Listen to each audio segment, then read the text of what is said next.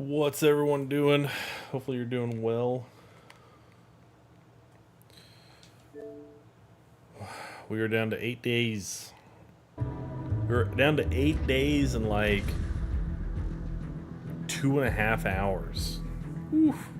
2.5 hours.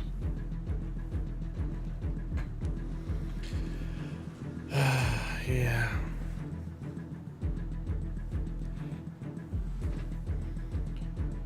Huh.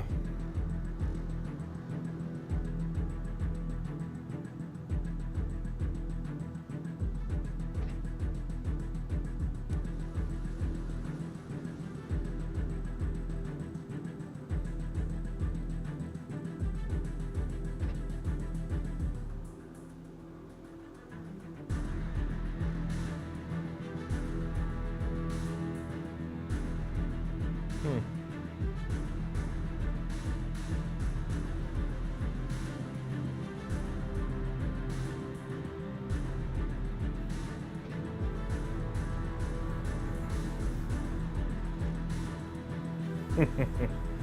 Okay.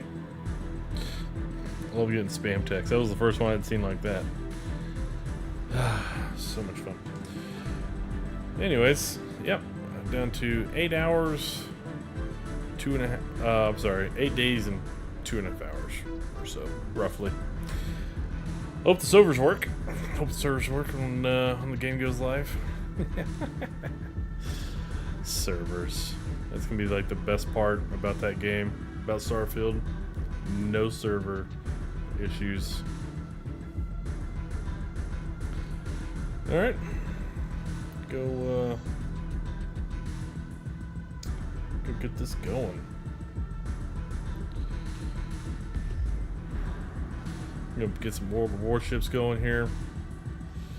I'm not doing anything crazy. Just keeping it easy, man. Let me see if I can get. Who's that party? Ooh, nah. I'm not gonna bother them. Let's see if Diet wanted to hop in. I don't want to hear other people. Let me know if there's anything you want to talk about Starfield. So Gamescom. Gamescom. So kind of thought from the, I guess, dialogue we got from Todd Howard last night or yesterday, the initial opening night for Gamescom, that we were going to get an initial or a look at the first 30 or so, not 30 minutes, but like the beginning part of Starfield. But they have a theater set up there, but that is for Gamescom's attendees only. They are not actually, or it doesn't seem like they're going to release a video online. So, yeah. All right, that's cool. I mean, I'm very much okay with that. If they would have released it, I would cover it. But I don't think they're gonna release it. What? Wiley. Hold on, I'm trying to read this name. Wiley Lou. Oh my gosh. Wilmus's world. I don't know if I'm just that far away, or if I'm just dyslexically retarded. I just don't know if I can read right now. My eyes are tired today. Will. All right, Will's World. Thanks. Thank you. Anyways, you asked, what is the best site to look at for all the starting stuff? That is a really good question. I got my side screen here. I'm gonna just hop into a match, but I'll be putting up some stuff here. So we got, by starting stuff, are you talking about like character customization, backgrounds and traits? Because we do know quite a bit. I don't know if we know everything. I don't really have a good internet source. That's kind of the other. Okay, that is what you're looking at. As far as character customization, I mean, I think they've only shown a little bit of it. They don't think they've backgrounds and traits. Okay. There is a doc, and I will post it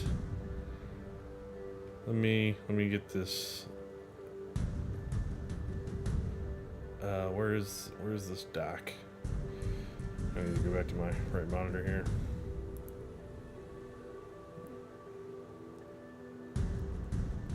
I cannot grab this.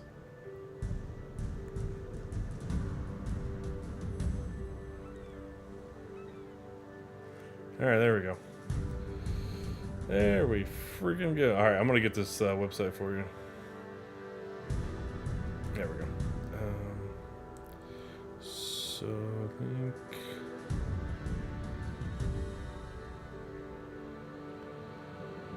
Copy link. All right. Oh shoot! Did I delete that link? That's not the right link. Dang it! All right, give me a second. I gotta find this. I'll get going here. I thought it'll be a quick find.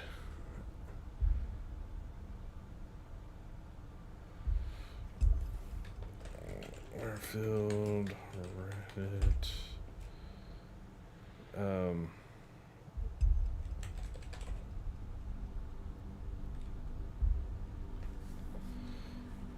Okay, here we go.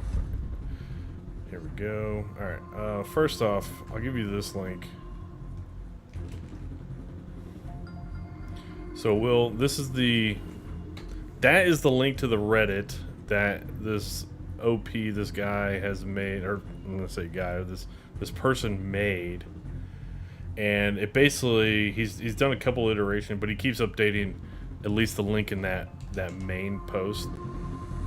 And then anyways, it eventually comes to this Google Docs that he's been working on, which I'm going to drop you right here. Here's the Google Doc. So this Google Doc has just about everything in there that we know of. Like, they put in the time, they looked it all up. I was gonna do that in a video, and I did do that in a video. I just didn't read through it. So if you're wanting to like meticulously go through it, you know, you could definitely do that by going through that Google Doc. That would, you know, that'll probably get you going in the right direction as far as like taking your time going through stuff. He's got some speculative stuff in there. Yeah, not a problem. But he's got some speculative stuff in there. So if it's plain text, that's the speculative stuff. If there's bold or underlined, because he uses different, but he only says underlined, then that's the confirmed stuff. So yes, it is a very good source to use, just to kind of have that we're not having to constantly looking through the video, pause stuff. But yeah, it is a very good source to kind of have. And I'll probably be not methodically, but I'll be going through that next week, a couple days before, just to get a general idea of what I do want to have. What happens if I click on the link? Which link? The ones just above your comment there? Those ones, the top one, there's two, right? The two back-to-back ones. One's to Reddit, and then basically that Reddit post, the OP on that started, he basically just spent 200 hours getting all of the information together for backgrounds and skills and traits that we know about in Starfield. So, but that's the link to his original post, which he updates that because it eventually goes to his Google Docs, and he's been keeping the Google Doc updated. So yeah, the Google Doc is, I mean, there's no bugs or anything, like there's no scam or anything like that in it.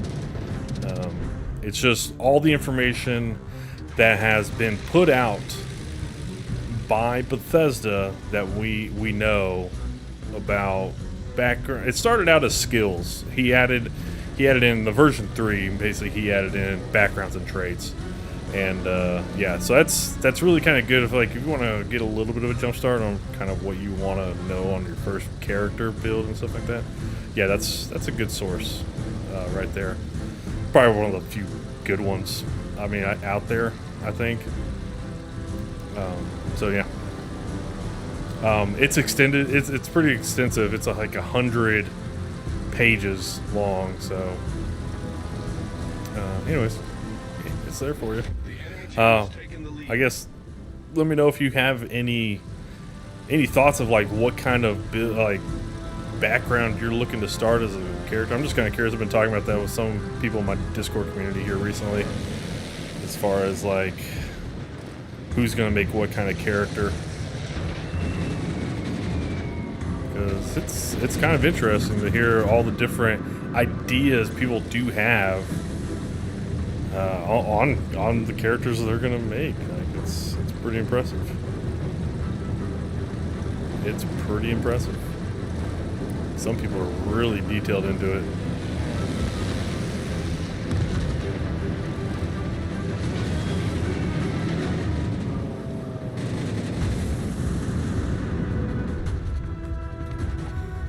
Will, you said that was me. Trey gonna be? Oh yeah. Okay. That's why I recognize that name. You joined the Discord. Yeah, I mean it's oh my gosh.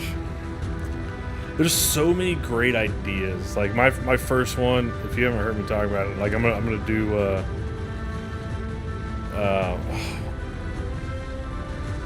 not bounty hunter, where you go hunt wildlife. Jesus, that's what I'm gonna do. I'm gonna go be a wildlife hunter.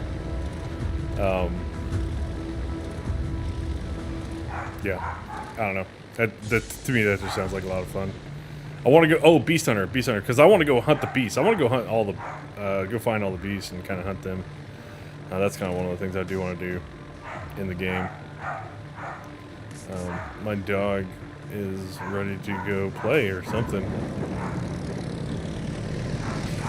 Jerry said I'm gonna try and roleplay as myself. You can't really do that in Skyrim or Fallout because of the setting. Yeah, that's facts. You can't really. I get it.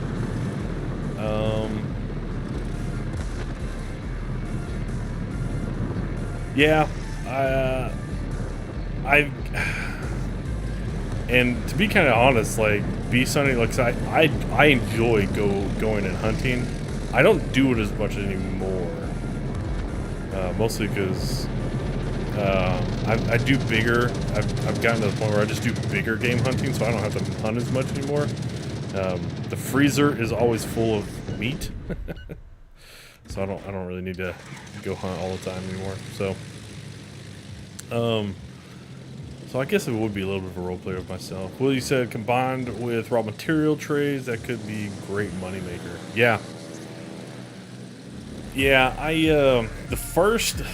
Okay, so my plan. So I haven't really made a video on this. I'm gonna make a video on this next week. But my plan for the first two skills I'll probably focus on, which I think Beast Hunter actually has one of them. But the first one is going to be boost pack because I'm going to be on planets and I want to have the maneuverability and that flexibility to move around planets as much as possible. So boost packing is going to be my numero uno. And then the second one I'll probably focus on, I think it's currency or markets or something like that, but it's where you can build, you can make your own business. That is something that I want to be able to get the business up and going so that I can get that passive recurring credits up so that when I get to building ships later on down the line, I'm not hurting on credits. It's all kind of meant to be like a little bit more of a longer term approach there to get the credits up and flowing. I'm trying to find this freaking destroyer. I know he's over here. Message from tax guy. If tax guy is trying to get me to do my taxes with him, I'm not happy about that. Come on. I need you to dive bomb right now. Yeah, it's a little far. I was kind of hoping my team would freaking get him. Oh my god, what a piece of crap. Let's take a shot here. Awesome.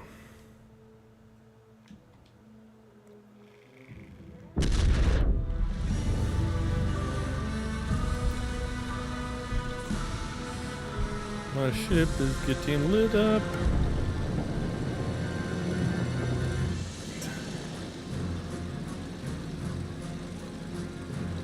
Alright, I gotta... Torpedoes, dead ahead. I gotta get some torpedoes out. Destroyer, what the heck, man? You've been fighting with that other destroyer for so long. Come on, man. And then you just go down like that. This team is hot garbage. Just hot garbage, man. Yeah. The other thing about spaceships in Starfield is I want to probably start out by just being a killer and looting destroyed ships in the beginning.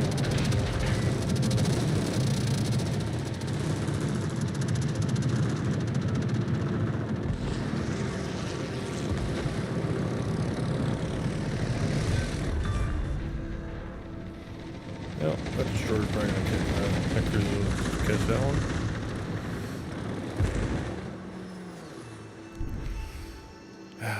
Wow, that's awesome. That was fantastic. Yeah, let me bring you over to left monitor. Yeah, so the way this guide kind of works is obviously you got the table of contents, but you don't really need to read all this. Oh, jeez. Come on down. Come on. Faster, faster, faster. Okay, so you get to the skill system, and basically kind of says anything underlined is confirmed. But really that's not correct. It's really the bold stuff. So when you're looking through here, and he goes through in each page, like down below for like the next, I don't know, 100 pages. Ooh, shoot, I can't do that. For the next like 100 pages is going to be each one of these skills in this Google Doc. So that he did a really good job, and he's got some rationale for the speculative stuff. So, you know, it's not like he's just throwing out some ideas. Basically, he said he noticed that they're in, like, whatever row they're in, they're left to right by alphabetical order. So, okay. And then he took into account, like, how they look, how the pictures look for the skills, and kind of came up with a pretty good rationale for what he thinks that they could be. Now, it might be a little bit off, but, you know, it is what it is. Todd, with all due respect, that's a good game. Are you referencing the guy that leaked the, he dropped the leak about Starfield and said, yeah, Todd, with all due respect, I'm going to leak this, but that's a good game. Is that what it, is that what that, yeah, okay. So I heard something about that, like a leaker apparently leaked it, apologized, and complimented it. So it's like, okay, it's awesome. I was like, why leak it, man? Just why leak it? All it shows is that you're an asshole. But I get it, man. People are hyped. People want to see it. I want to play it. I don't want to see it. Yeah, that is funny. That's good fun.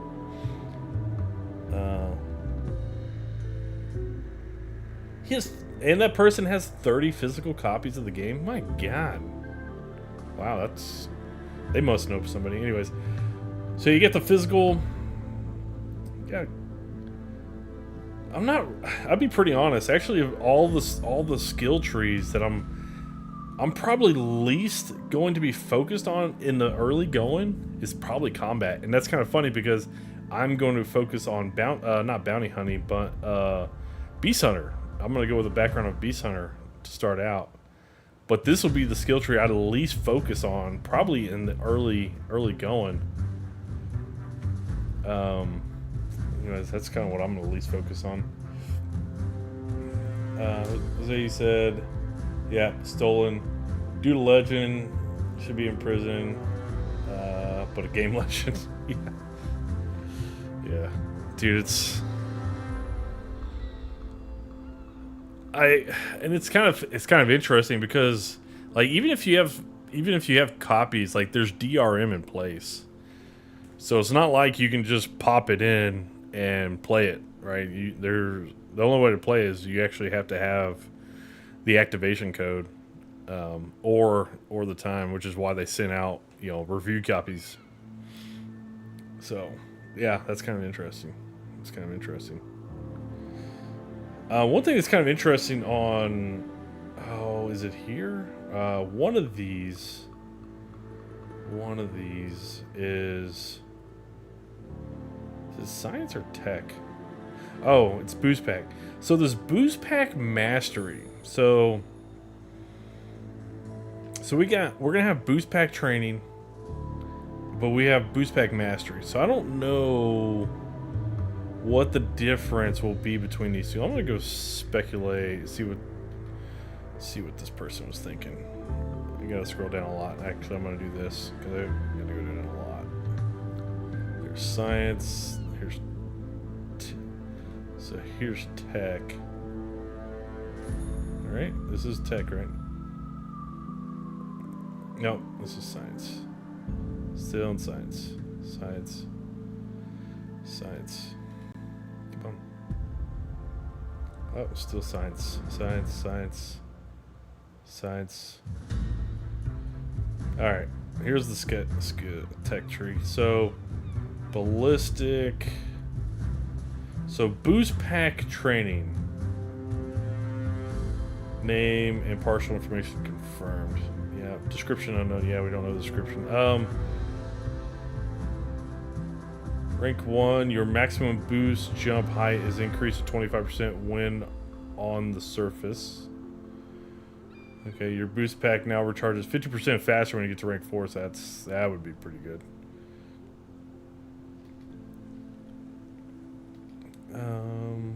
Okay, so that's interesting. They have rank 1, 2, and 3. Alright, so rank 1.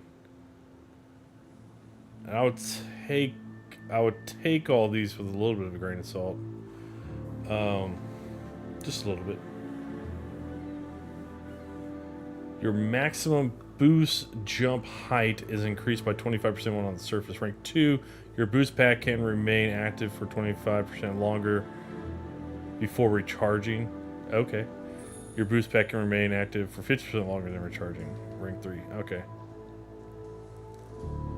And then boost pack 4, your boost pack now recharges 50% faster. So that's just, all that is just to get your boost pack up and going as fast as possible. So let me go down, I believe it's in this particle beam, robotics, starship design, starship engineering, autonomous weapon systems, boost pack mastery. Okay, so this is the speculative part, so I'm like really taking this with a grain of salt, but I'm just curious of what they were thinking here. Your boost pack now has a flight mode, which can be used on the surface or in space. I'll be pretty honest. I would think showing off the in space part, that would have been a really cool shot to have at Starfield Direct, and would have. Well, I'd be more surprised that they didn't have that actually. Yeah, I mean, I'd be really surprised. We haven't seen any indication on spaceship suit flying or anything like that, spacewalks. So I don't know. Maybe. I mean, maybe it's there. I mean, I'm hopeful, but I'm not going to get my hopes up on that just because we haven't seen any indication on that. Flight mode can remain active for 25% longer before charging. Flight mode can remain active 50% longer before charging. So that's ranks 2 and 3. Rank 4, they're thinking flight mode now recharges 50% faster. Okay. I mean, the picture here on rank 4, that's confirmed. That's a confirmed picture. So, that would be so cool. Hopeful, man. That's hopeful. Oh, I didn't realize you guys were all that busy in chat. So, yeah, that's, anyways, that's kind of what I'm looking for in that kind of stuff.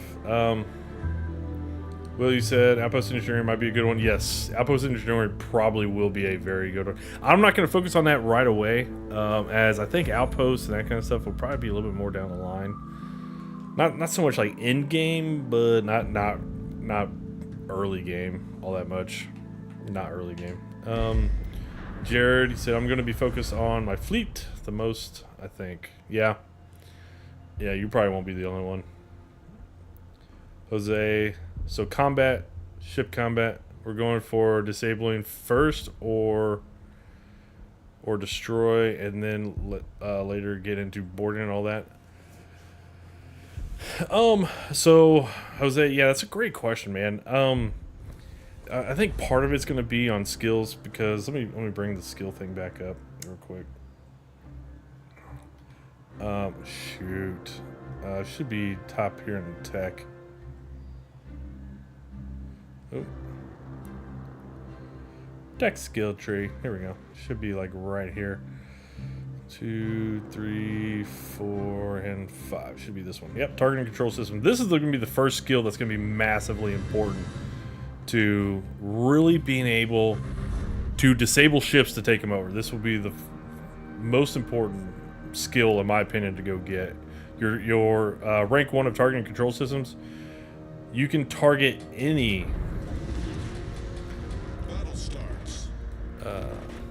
of the weapon subsystems of an enemy ship. So that's big deals. That way you can target their engines, disable their engines, and if you can disable their engines, then you can probably take them over. But that's my methodology for doing it. But yeah, it'll be interesting to see how how that works. But that's what I'm thinking. Like, you're gonna need to be able to target their engines, disable their engines, so that they're just a floating brick in space, and then dock with them, and then kill the crew, take it over. Now, I'm really curious to see if you actually have to kill the crew, or if you can just incapacitate them, and then you can take over the spaceship. Yes. Enemy force detected.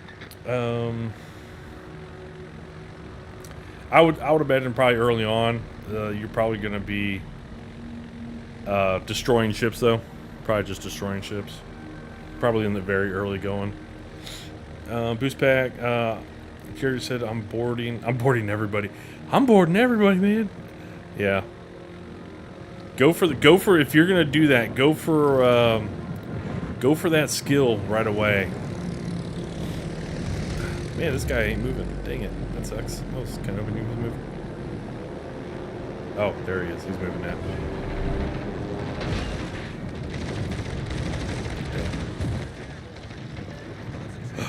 Dang, he split that perfectly. That was tight, too.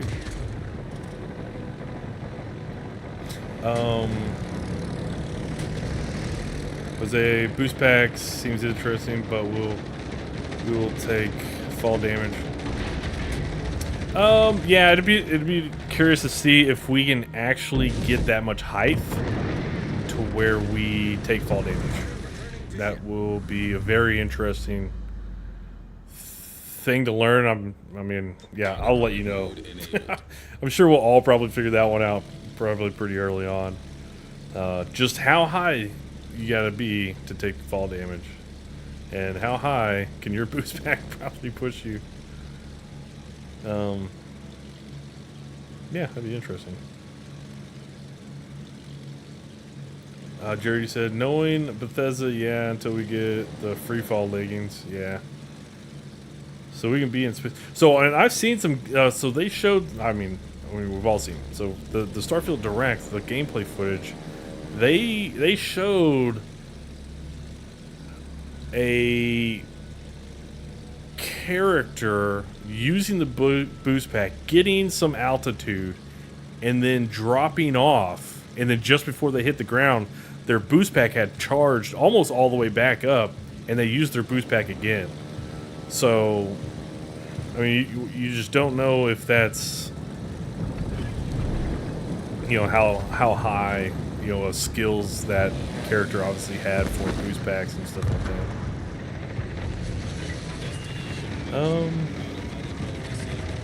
Jesus. Come on. Oh, you know what? Where's this destroyer at?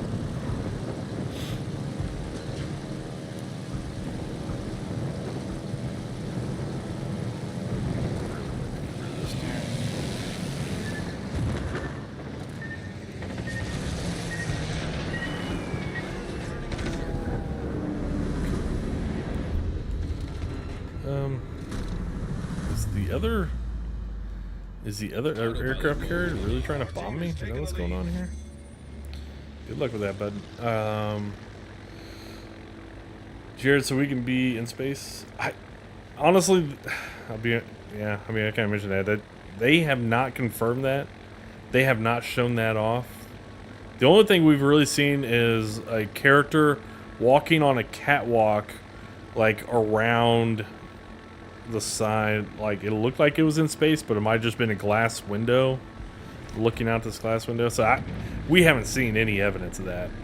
They have not shown that, so I don't know. Man, it's great. No, man, it's not fun, Mads. I see you. I watched the leak, so I know the answer, but we'll reframe. Thank you, Jose. Do not. So that means that means it's there. We'll need to research to do late upgrades. Yeah. That makes most sense. Really hoping targeting system is easy to cycle through different ones, like up, down, to cycle seems like a lot to consider. Yeah. I'm going to say I'm going to trust Bethesda that they know how they're going to build the game. They know how it feels, because I mean, shit, they've been building this out for a couple of years now, and not only that, but that was one of the main things that they started with, was spaceship flying and stuff like that. So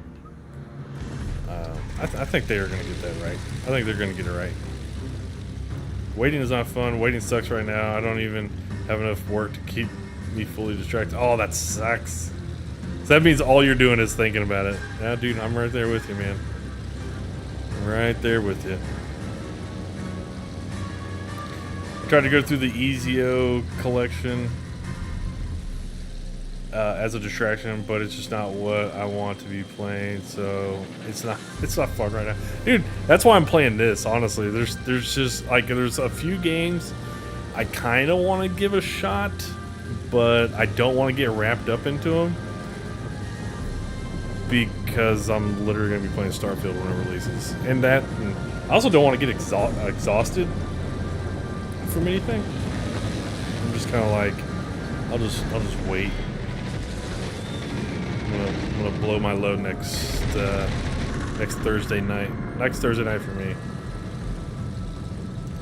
By the way, if you're in Europe, that really sucks. But at least whenever you wake up, you're gonna be just playing the game from the get-go. Our team has taken the lead. Oh, come on. Jesus.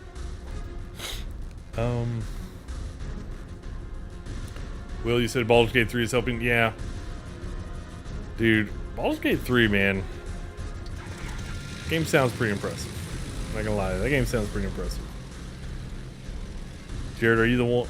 Jared, are you the one that told us about the drop times on Thursday?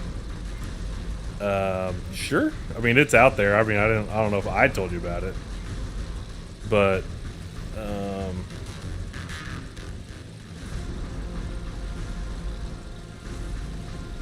if that's what you're talking about. If you do, I just hit the wrong freaking button, but this takes me to the spot I need to get to.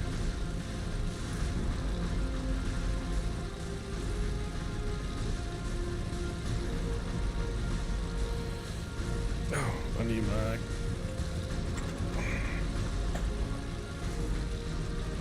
All right.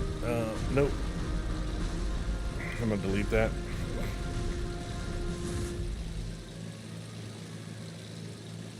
There we go. Because I'm a dummy. I copied the wrong thing.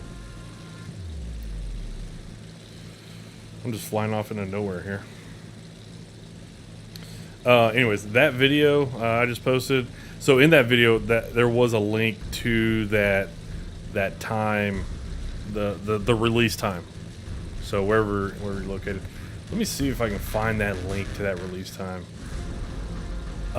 It is, yep, all day. I work from home. I think I'm going to start Cyberpunk back up, take advantage of the money, do glitch, just in case we need extra cash for the expansion. That's funny. Taking advantage of in-game currency for real-world pleasure. I like it. Let me get that link, because I have that link. I don't think I got rid of that link.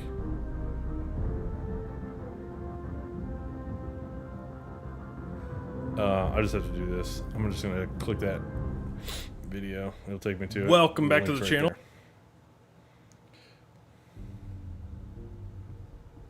Copy link address.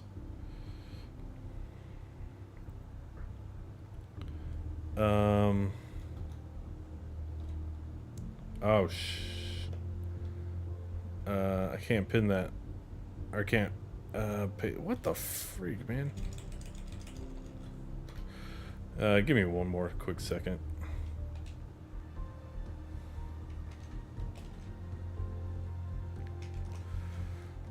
There you go.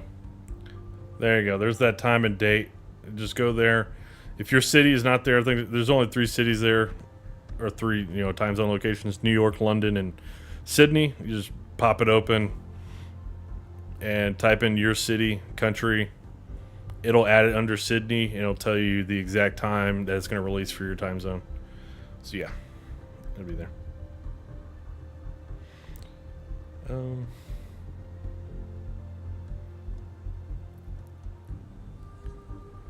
I think I'm gonna start Cyberpunk back. Yeah. Read that.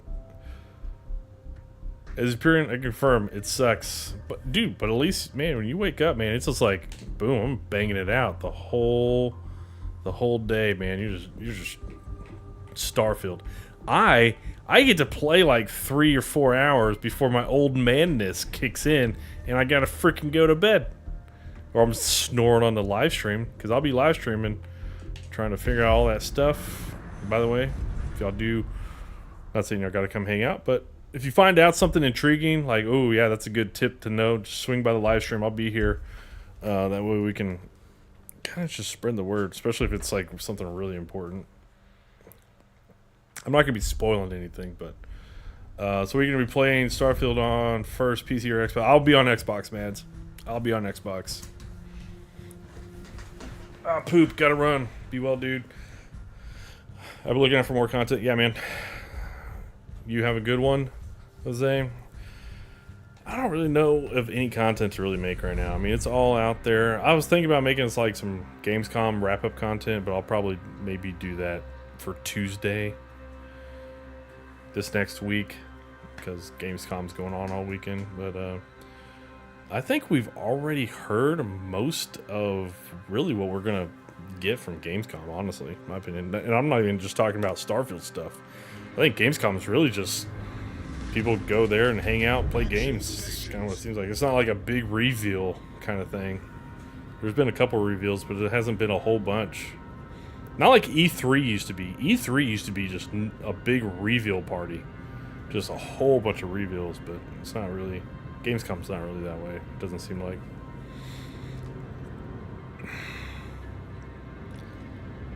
Get behind this island here.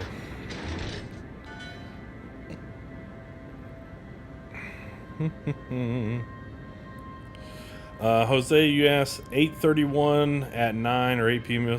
8 p.m. on the East Coast. It will be 8 p.m. on the East Coast because it's 7 o'clock my time. I'm Central. Oh, but you left. Never mind. Who am I talking to? Not talking to him anymore.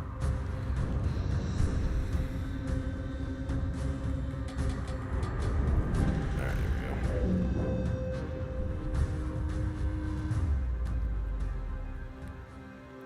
go. Enemy force sighted on the horizon. Oh, they went. Oh man, if the entire team went the other way. I don't want to bump into you, dude. Get out of my way.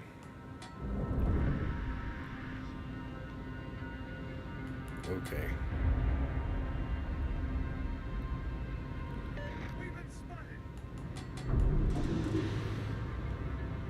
I'm Central as well. Oh, nice. What part? Are you in like Texas? Where you from, Jared?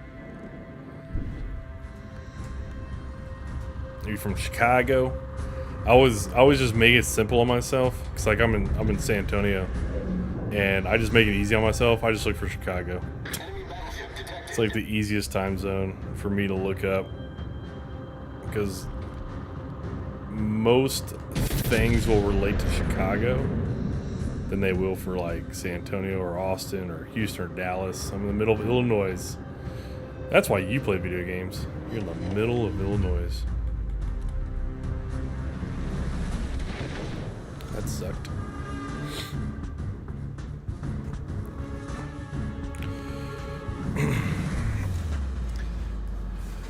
I'm not ragging on where you live. I got another buddy I game with. He's from the middle of Illinois. He's like, this is why I game. He's like, there's nothing here. He's just recently. Will, you're in Georgia? All right. He was recently like, dude, how much is it? How much is it to move to the East Coast? He's like, he was talking to another buddy that we got that lives in like North or South Carolina. He's like, is there good tech jobs over there? Because he's in the tech industry. It's like I need to get out of here. Will, you said yeah, you're in Georgia. Gavin, that's wild. I'm in San Antonio too. No shit. All right, now that's creepy, man. Yeah, that's creepy.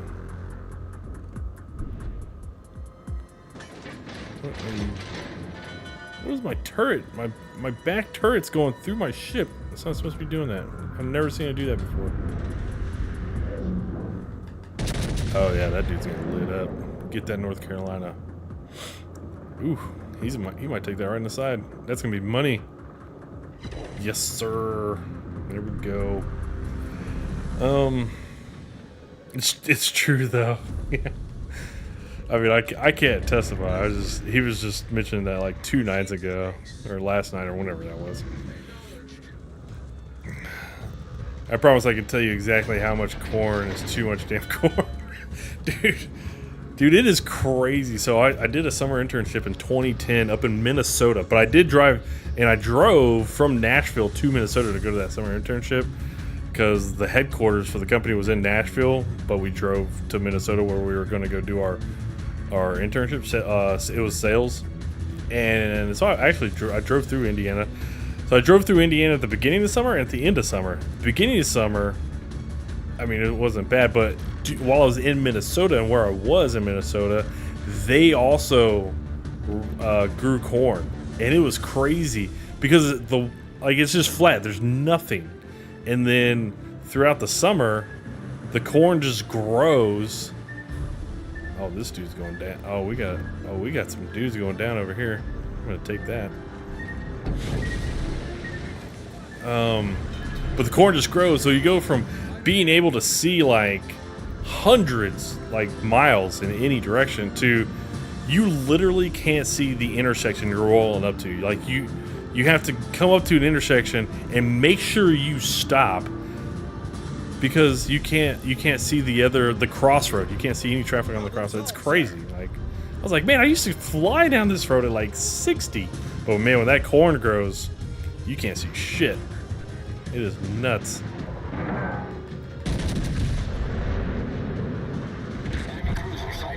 What the oh, that bitch.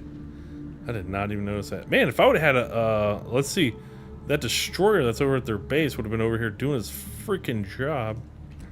I would have knew that there was a destroyer and a cruiser over there. Yeah, dude, that snipe was nasty. I was like, what the, where'd that come from? I like how my team just wasn't doing anything. Everybody was just sitting in the back. I don't play that way. It's too slow for me.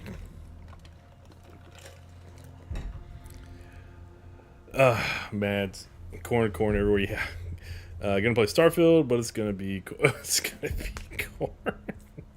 Funny. Well, I've not tried World of Warships, but it looks fun. Have you tried Ultimate Admiral Age of Sail? No, I have not. And really, I usually play World of Tanks when I'm kind of in between games. But I've been on a World of Tank. I mean, I've been kind of, that's, so what I mean by that is like when I'm like in between like main games I'm playing, and really over the past couple of years it's been Destiny 2. I've gone back to I just play World of Tanks for a bit, kind of break up, you know, just playing one game all the time. Anyways, this time around I was like, you know what, I haven't played World Ships in a couple of years. I'll just hop in, see what it's about. I was like, yeah, you know what, this will suffice until I get to Starfield. And I've even thought about just probably uninstalling it next Thursday when I get to Starfield. It's like, yeah, I'll probably never come back. Or if I do come back to it down the line, it's like I can just re-download it. It's not a big deal. Is anybody else, like, I don't need to clear up storage space. I already have Starfield downloaded last week. But does anybody else have like games that they have that are just like, oh, you know, I'm gonna install that crap, or they had to install games? World of Warship mode in Starfield, that would be hilarious. We haven't seen anything about ships in like water, like any water vehicle. Obviously, we don't have water vehicles. We don't have vehicles in the game. Don't know anything about swimming. Really, if you do know, don't tell me, because that'll probably be the first thing I try to do when I get to New Atlantis, is just go dump in skiddy dipping. Well, you said I'm gonna have to uninstall several more games. Jesus, just uninstall Baldur's Gate 3, man. I know that sucker's big. I know Baldur's Gate 3's big. I just want to swim in the water, Sam. Yep, skinny dipping, man. Taking the clothes off, going in. I'm gonna go find out. I'm really going to be interested on all you people that have played Baldur's Gate 3 and Starfield, and I want to see what game you probably like the most. What game you like the most?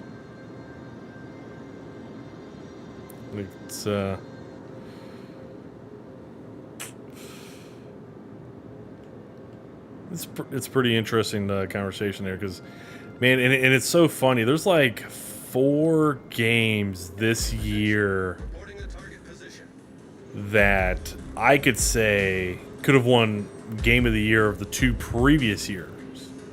Easily. I'm gonna throw Starfield as one of those 4, because I think Starfield will be that good, even though it's not out yet. I mean, we don't fully know, but I can tell you one thing: Microsoft better not screw up this release, because you know, they are all in on it. They have put out, they made so many collabs and things. Dang, that sucks. Oh, speaking of, did y'all see the chair from Temper that they showed today, that came out today? I don't think it's something you can buy, but they have it on display at Gamescom. and basically it's like a tempered chair, but you know, Starfield theme. It looked, dude. Honestly, I was like, man, that's what I need. My ass is sensitive, and you know what? Yeah, it was a Starfield chair, but like Tempur-Pedic, like the beds and stuff, they made a chair out of their material, so it's like it's supposed to be like really soft. Why am I shooting HE? Yeah, it's supposed to be like really soft. It looks really good. They had like a whole cockpit set up, so that's why I think it's not really for sale, because it was like a whole cockpit station. Give me once this mission's over, I'll show you. If you hadn't seen it, it is pretty freaking slick.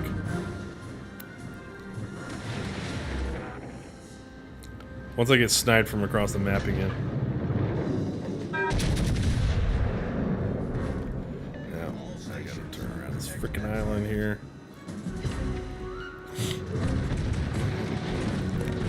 There's the snipe guy.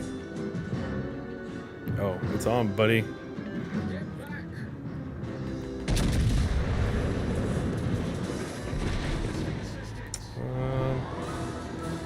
They used an ultra-wide monitor. They did.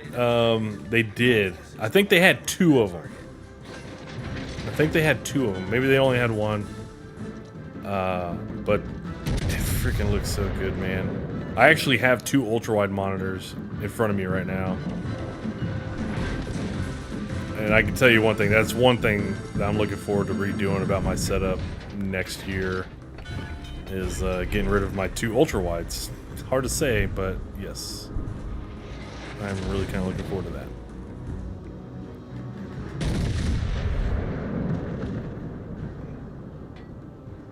Wow, that was...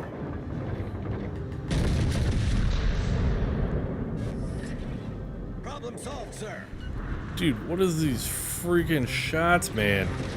Freaking limp noodles up in here. As an ultra-wide gamer myself, my height skyrocketed when I saw, yeah. Dude, I'm not gonna say I wouldn't want to play Starfield on an ultra-wide, but it's all the other, it's all the other freaking things that come along with having an ultra-wide. It kind of sucks. Like nothing fits the factor at all. Except for like full screen games. Full screen games, it's amazing. I'm not gonna say it's not, but like video editing and all that kind of stuff, it sucks having an ultra wide because I gotta like custom do some things, some settings. But that's about it. It's that kind of stuff. I need you to die. I'm burning. Ultra-wide gaming is both a blessing and a curse. Yeah, it's ultra-wide gaming. It's a blessing. It's all the other things that come along with ultra-wides, in my opinion. That's just my opinion. I need that. That. I need my front cannons. Come on, he's about to shoot.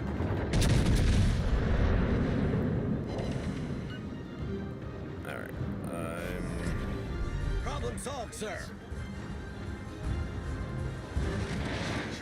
Concentrate fire on the target. I think our team's gonna lose.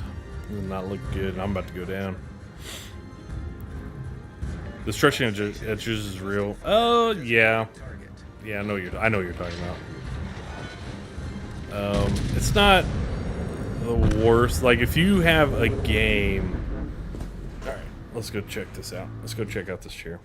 If you have a game that you need to see the edge, like you need to see every bit of screen real estate, that stretching does suck. But if most of your action's in the middle, it's not as bad. It doesn't seem like it's as bad. Yeah, cool. I'm gonna do this. Monitor. All right, so let me go to the channel. I'm gonna get rid of some of these tabs here. It should be right here, I believe. Okay. Yep, this is it.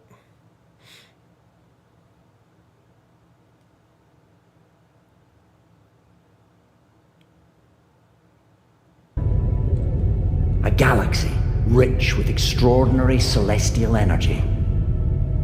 An unthinkable multitude of stars appear. I'll tell you what, give me a sec. Give me a sec. I'm gonna put this on the right monitor.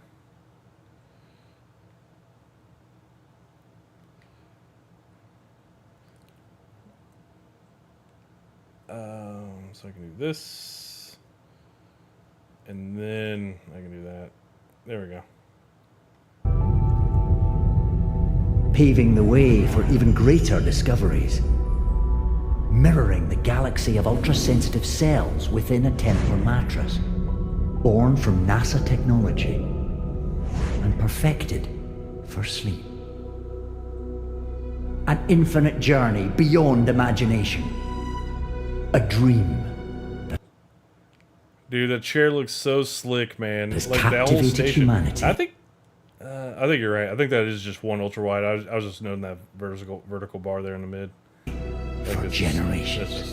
They just put that on there. A gateway Dude, it to looks infinite good. possibilities. Like, I like what they did. Like the whole cockpit setup, man. It's so freaking. When one adventure ends, the dream That is so begins. nice. I would actually just like to have the chair. Cause I'm like, man, I bet Experience the that thing is comfortable as Starfield Temper Dream Chair at Gamescom 2023 hell. Let's see if I can back this up here. Where's that? and perfected Here we go. for sleep. Yeah. Yeah, I mean, oh. That's a captain's chair, man. I bet you that thing costs a pretty good penny, too. Bet you did. I gotta...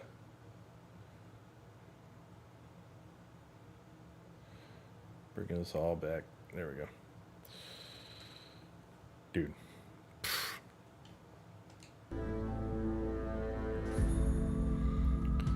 So nice. Yeah, it's so nice, man. And that's the thing, dude. It's like I can't think. I mean, you can let me know if you can think of one, but I can't think of another game that there has been so much merchandise collab partnerships, you know, kind of shown off like this. It has been crazy. There's been so much stuff. Imagine dropping your food on that. Well, I'm pretty sure that's nice leather. I'm sure you don't have to worry about food staying in that chair. But grape soda, on the other hand.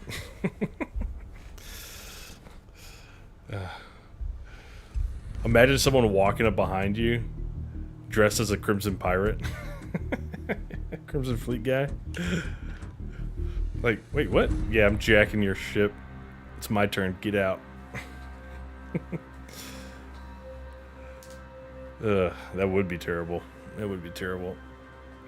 Not only would you just go to the chair, but you would never get it out between the pillows. Yeah, no. Not with those cracks.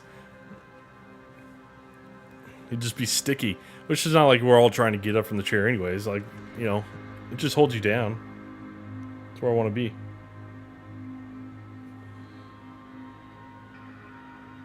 Uh-oh. Hold on. I got people on Discord blowing me up. What is going on?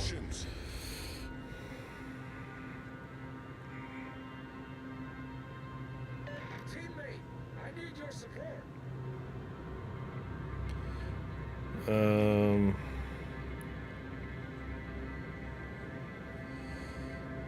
What the hell?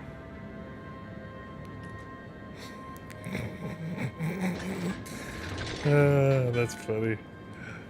Who else? Who in here was from Texas or San Antonio? Teammate, I need your support. Yeah. Don't leave heaven. Who said they were from San Antonio? Gavin. Gavin, are you still here, Gavin? I got a pretty funny pick, man. I got a funny pick. Yeah, I got you. I got someone send me a funny pic on Discord. I'm gonna get it on the side screen here.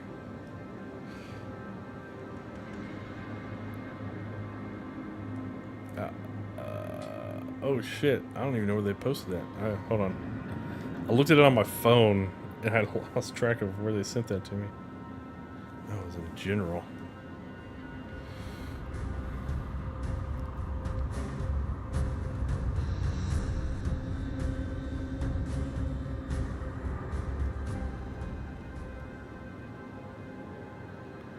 All right, here you go, Gavin. Check that out. This is because a lot of these guys I play with online, they all know I'm from Texas. So these guys, they sent me this. Hey man, is this what open carry's like in Texas, or is this what open carry is like in Texas? I'm like, yeah, pretty much. I mean, pretty much. I mean, if you can fit it between your skin and your belt, man, why not? Oh, that's gonna hurt. Yeah, that did hurt. Oh my gosh, it's funny. See you, Will. Have a good night, bud.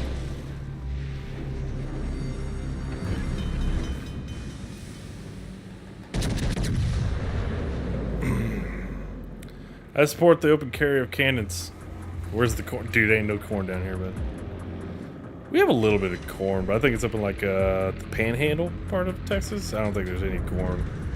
I mean, I'm not gonna say there's none, but I don't really ever remember corn being made in Texas. I've been over the state a lot. I've been seeing a lot of different parts of the state, but I don't think I've ever seen corn grown here. You only have AR-15, nothing like that. Yeah, that's big time. Were you in the military, Gavin? You have an AR-15? I'm just curious. Mads, we only have bows in Norway. Well, that's until Russia invades you, man. Then we'll give you a lot of stuff. Our government will give you a whole bunch of stuff.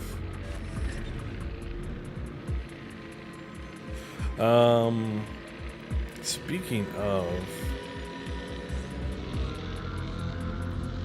I think one game. No, just build with family member into guns. Okay, all right. That's messed up shit, dude. It's true. I'm like, hey, if you want to get weapons, you got to get invaded. If you get invaded by Russia, apparently, it's like a blank check to our arsenal here. It's like, what? Dude, by the way, did y'all see today that oh man, the mercenary group for Russia, the leader of it, he died in a plane crash today. That's very sus. That is very sus, man. Oh shit, someone.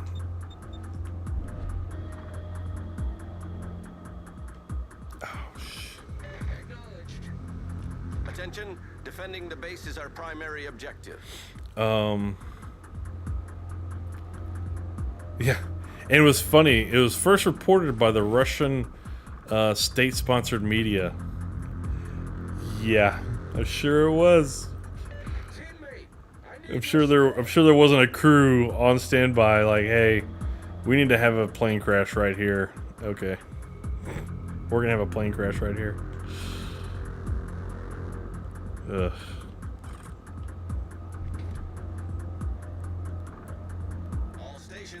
Oh, okay. I gotta go back to the base. They sent 3 battleships right down the mid. Damn, and our one destroyer is all the way over here at their base. What a freaking clown. Wow, they sent 3 battleships right down the mid. Is that 4? That's 4 battleships right down the mid.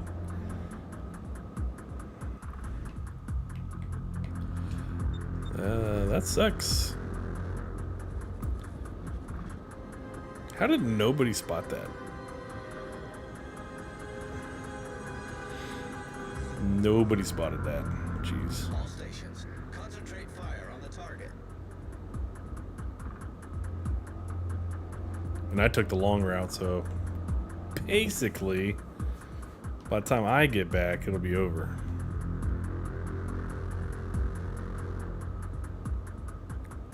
Maybe not. They're doing a pretty good job of cleaning up.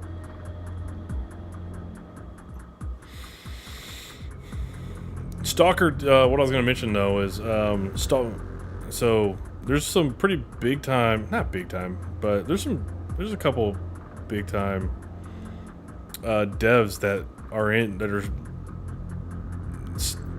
in Ukraine, right? Their home base is in Ukraine. And Stalker 2, which was shown off today, is one of those devs.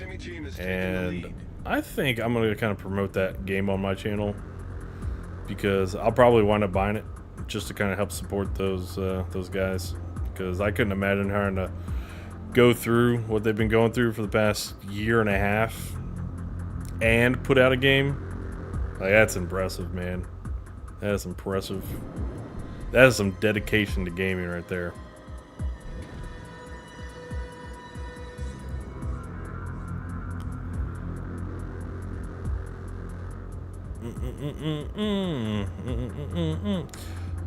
So I was gonna say, Gavin, I don't know if you saw that the military's changing their main weapon. They're moving away from the AR-15 and they're going to the M8, I think is what they're calling it, the M8.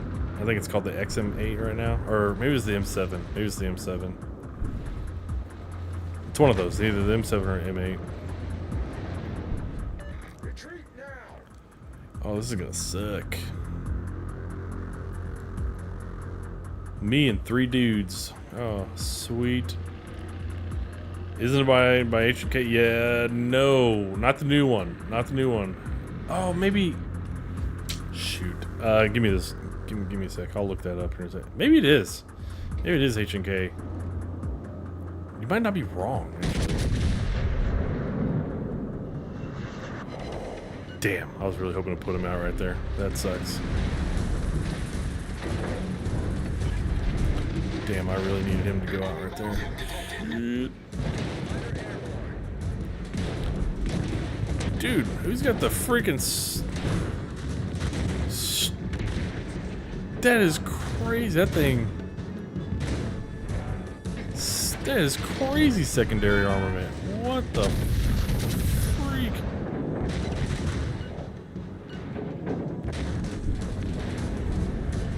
Oh, I'm not trying to go out there, but I screwed up. Oh.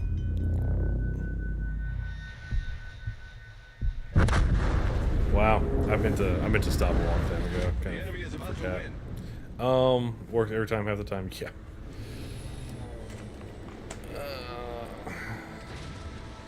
Let's see. Let's see if I can find this.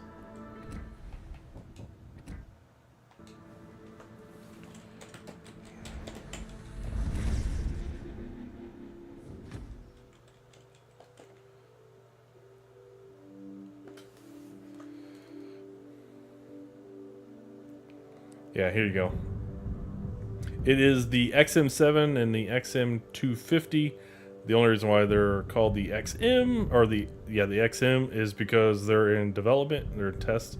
They're not actually implemented yet. Once the are in service, the X gets moved off. So it'll be the M7 and the M250.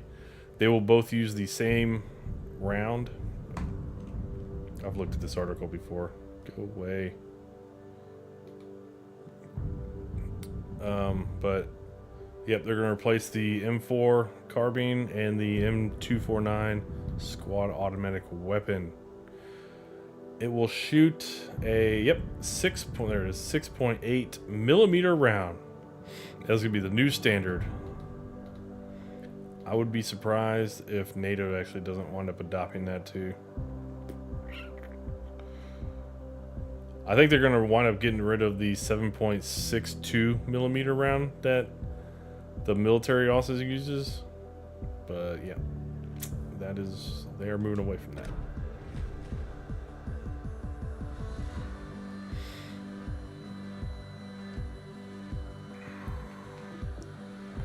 Like, dude, I can't win the freaking battle.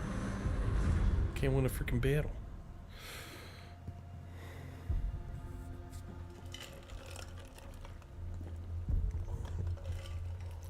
Hmm.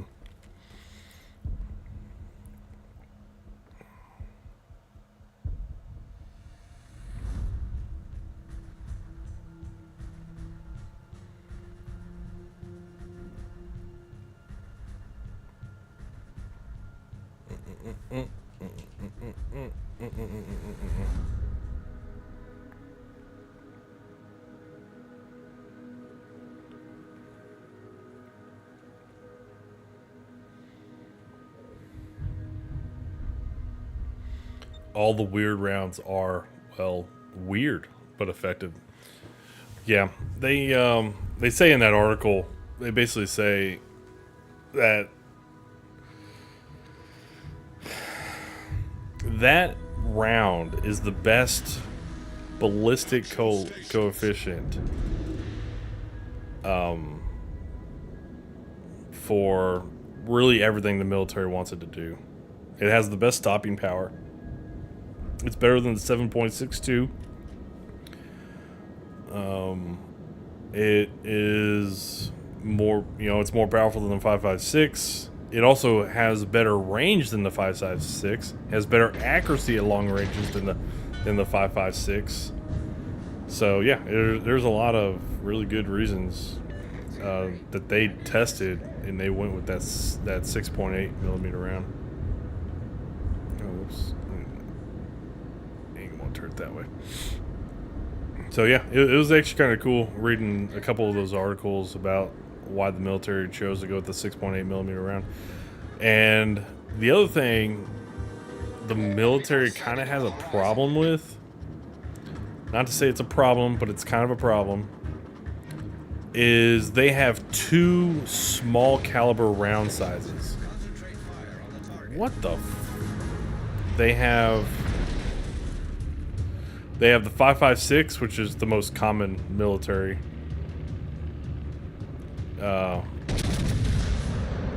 round for small arms, and then they have the 7.62, which is mostly used in high-powered machine guns and sniper rifles. So going to one round that the entire military branch can use is a huge beneficial thing, as you can just label small arms and you don't really have to worry about making sure you grab the right box, that kind of thing. It's just, it'll be a standard. I don't know how long it's going to take the military to phase out the 5.56 and 7.62 rounds, and then eventually just make it all the way to just the 6.8 millimeter. But I'd imagine they're wanting to do that. See how long it takes them to do that. Did I mean to look up? I think it's on this article, anyways.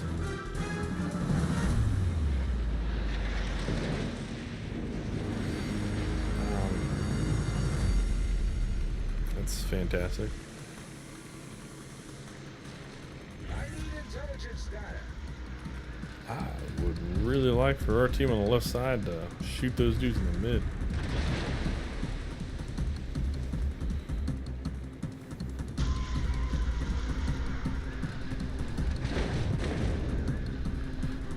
Dude, that ship, what is that?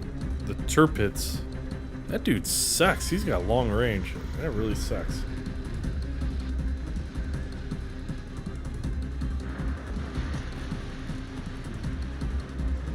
No, it's not. It's not H and K. Oh shit! I didn't even see the island there.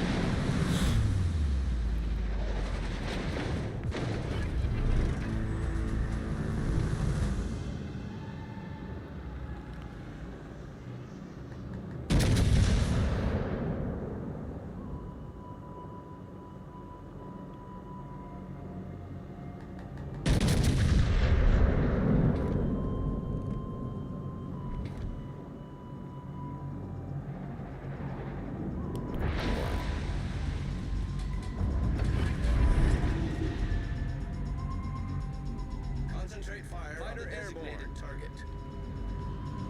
All stations reporting the position of a strategic target. Yeah, it's gonna be 6 hour. I didn't think it was HK. I just couldn't remember. Yeah, it's gonna be 6 hour.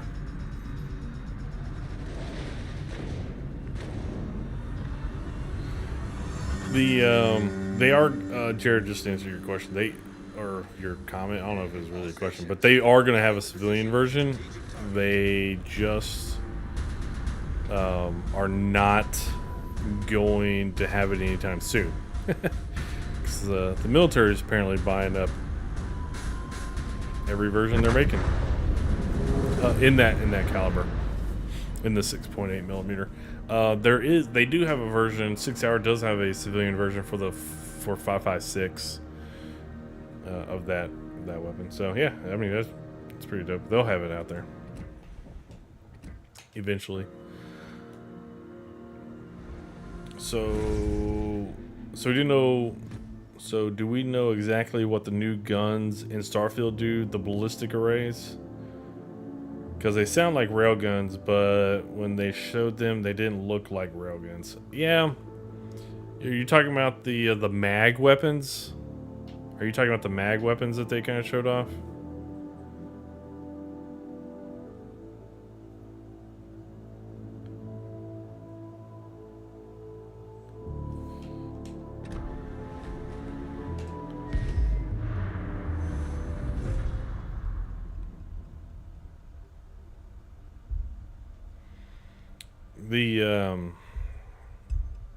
Yeah, whatever long ass term Danold's used. It's so funny. Everybody knows that dude's name. Danold, the weapons guy. Used to describe them, yeah. Honestly, outside of really just kind of what they said in that showcase, where it's like it's almost like a cartridge, and each little, I guess, barrel has its own laser, and it just shoots out of each little. We can look at that when I get done with this. Let me get done with this match. We'll take a look at that.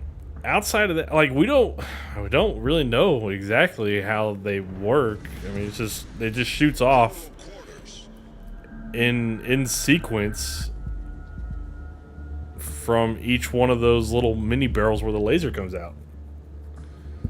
It could classify it as a railgun, I guess. They just called them mag. They just have mag type weapons. They didn't really. I think it's a magnetic something. Yeah, magnetic. Yeah. So there's not much to go on. It's yeah.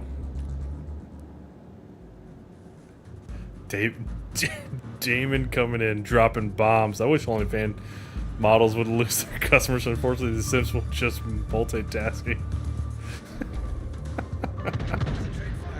Dude, not wrong. Ooh, that dude's been lit up. Come on, get there. Ah, he's in back up. Are you freaking kidding me? One of you clowns hit me with HE?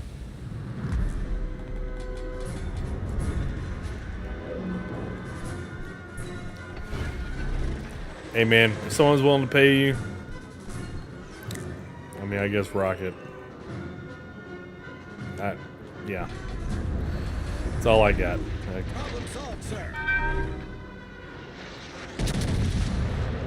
Stay there, dude. Stay right there.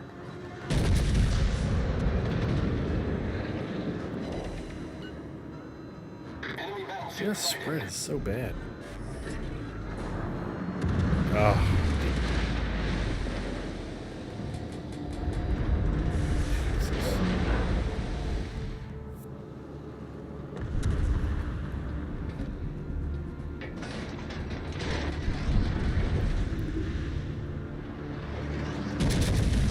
Dude, stop hitting me with HE, prick.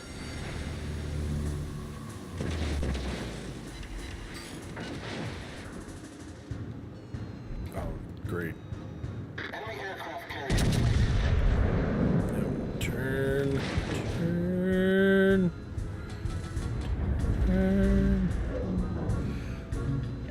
shit, y'all been talking.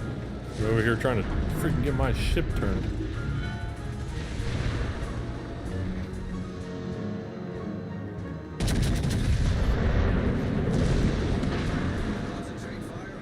Gavin said, didn't OnlyFans announce once they were gonna ban adult content, then backpedal soon after? Yeah, it took them like 3 days to backpedal because the guy that runs it, or the CEO, the founder of OnlyFans, basically said, that was not his moral beliefs, and bitch. Dude, why is nobody over there dealing with that clown? Good God. But basically said, yeah, that's not his moral beliefs. And then, guess what? Everybody started leaving the platform because of that. Because it's like, yeah, I mean, I built my lifestyle off of this platform, and they're not going to allow me to do my content anymore, no matter what it is. No matter what it is. You're going to run into this problem if you're going to take away people's livelihood. And quickly realized that like 95% of the content on OnlyFans was basically adult content. So yeah, very quickly backpedaled. It took him like 2 or 3 days. It didn't take long. Maybe not 2 or 3 days, but it didn't take long. All right, give me a second. We can take a look at that mag stuff.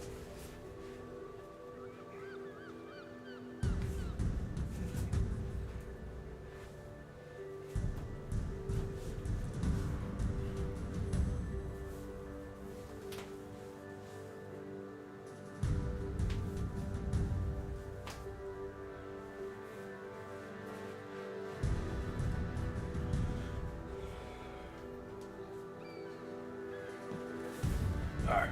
There we go.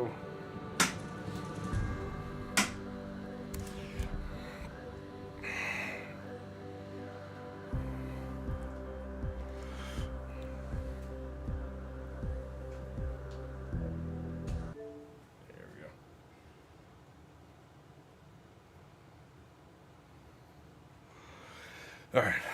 Whew.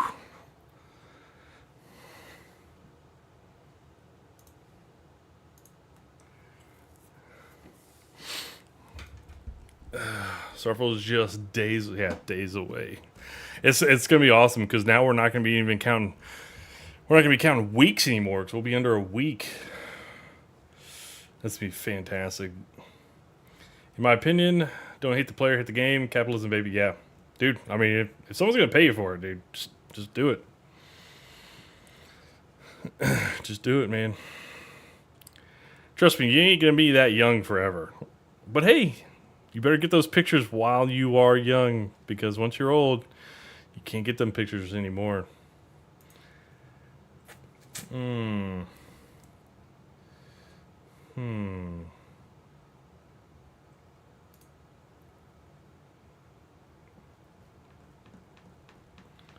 me a sec, I'm trying to get something up here. Great, that'll work. I guess if they're being paid, fine. I guess it's just annoying how easy they are able to get thousands and in some cases millions of dollars doing nothing. Well, you know, squats, that's not nothing. They do squats, right? They did just realize they would lose most of their customer base. Timer. Let me get dropping a video in here. So I want YouTube. Finished. Starfield. There we go. Oh man. Going back some weeks.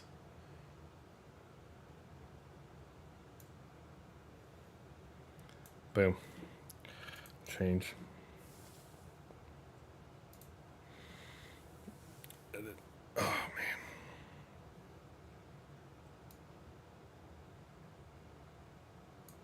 Okay.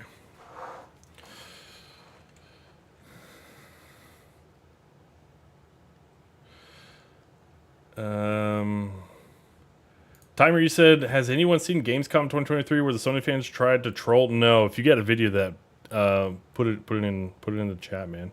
I haven't seen that. Like right in the beginning of the live stream, the GTA 6 guy was hilarious at game. Yeah, the GTA dude. That's like it's not really hilarious, but you know, it would have been hilarious if he would have actually spoken to the mic and got his message out. But he's like, you barely heard him talk. Man, I don't know why they so salty. They salty because they didn't buy the studio. That's what it took for Microsoft to literally get Starfield to be an exclusive. They literally had to go buy ZeniMax. Yeah, I mean, I send it, dude. I'm just curious. I hadn't seen that. All right. Let me right monitor center. I'm going to. Oh, I'm gonna mute me. This is the video I edited for when I made this video.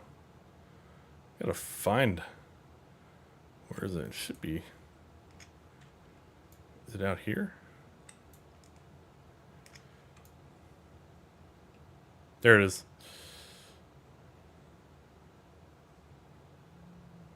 There it is. Go full screen.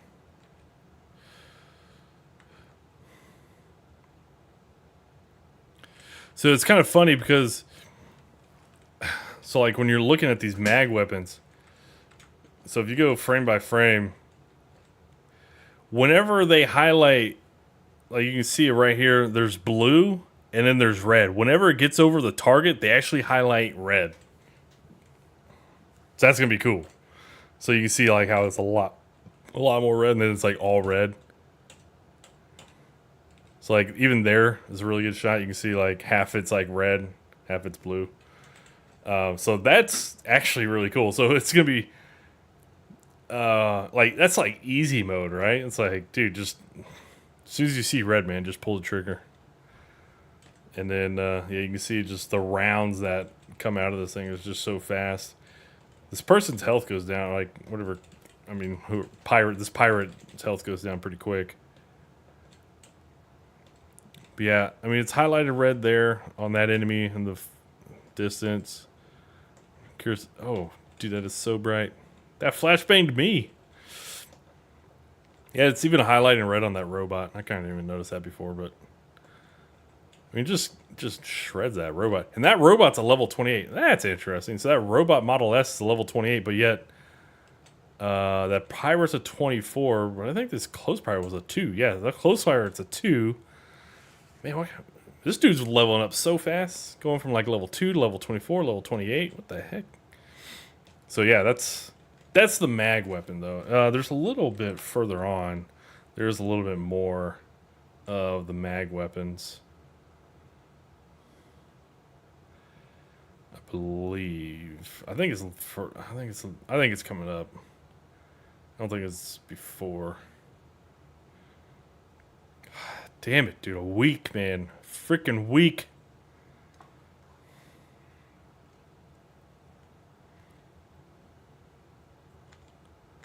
Hold up.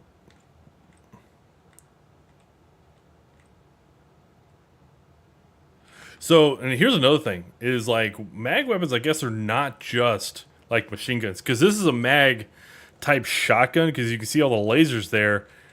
And, yeah, it's just... He just annihilates this guy with like a mag shotgun shot, I guess. I don't know. Like it's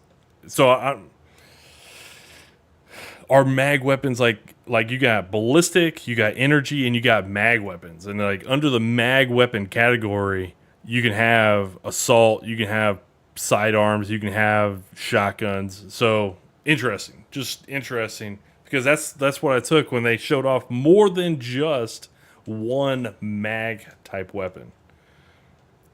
Yeah. House Faroon robots. Ugh, so bright. Some of these scenes. Where is it? I'm looking forward to doing a whole lot of that.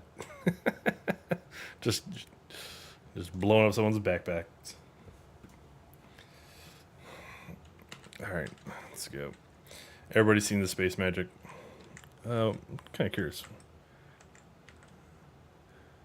That's a Grandel. Kind of curious to see if some of these weapons are.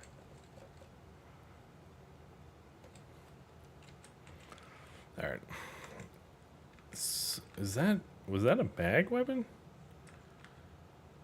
See, I think this is a mag weapon. Yeah, it is. Actually, it says it right there. Mag shear. Right there. Yep. So that's a mag weapon. So that's kind of what it looks like. And that was it. Yeah, that was all they showed for weapons. So it's back well before that then. There it is. This is the other scene. By the way, that spacer's getting jacked up by this energy weapon. Like, do you see just the bodies jumping? I mean, just jumps. just gets absolutely destroyed. That's the shot I was trying to find. So, yeah, you got like all these different barrels, all the different lasers coming out. And I guess for each different type of mag weapon, they shoot it different. Like obviously the shotgun, you're probably shooting all the rounds at once. I don't know. Hey, we don't know a whole lot about mag weapons, other than the fact that, you know, magnetic whatever. And honestly, we don't even know that really. I'm just noticing, is this dude's head twisted backwards? Am I seeing this correctly? I don't see like a face mask or anything. Like, did someone come by and just snap this dude's head around?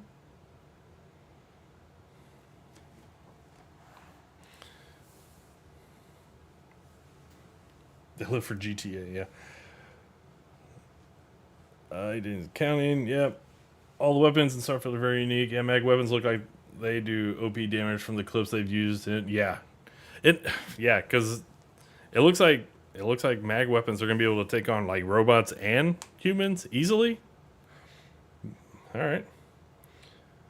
Hope there are melee kill cams. Ooh, melee kill cams. That'd be pretty cool.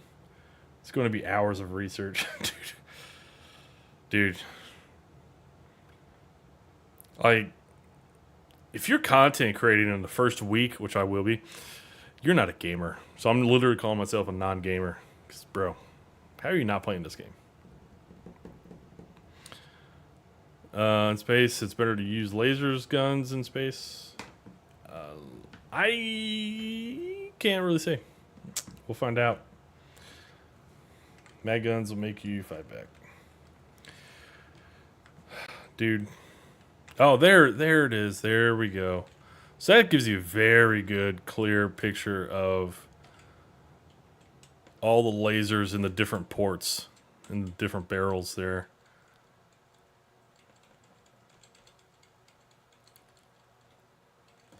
Okay, here we go. Another one. And you can see like you can tell these are different weapons because the character's actually holding them differently. Like this one is holding it a little bit more like an assault rifle, which I think there were some people online showing that the hand is not on the grip. All right, whatever. That doesn't really bother me all that much. But this one, he holds a little bit more like a Gatling gun or like a mini gun. Yeah, like that's how he's holding this one. Who's he holding this first one? That looks a little bit more like a submachine gun type. So yeah, maybe this is a shotgun type. That looks a little bit more like an assault rifle, maybe. Mag weapon? I don't know. I mean, yeah, I mean, that's just where it's just all speculative. Right? I tell you what, the display rounds. That's 160. No, because we don't get a top-down view. Look, yeah. This one we do. Is this the one that? I don't know how many rounds did he start off with? 75. So he had 75. 75 when he started. I mean, it definitely could have been higher. So that could be like, that's assault rifle type range or ammo economy. Maybe more.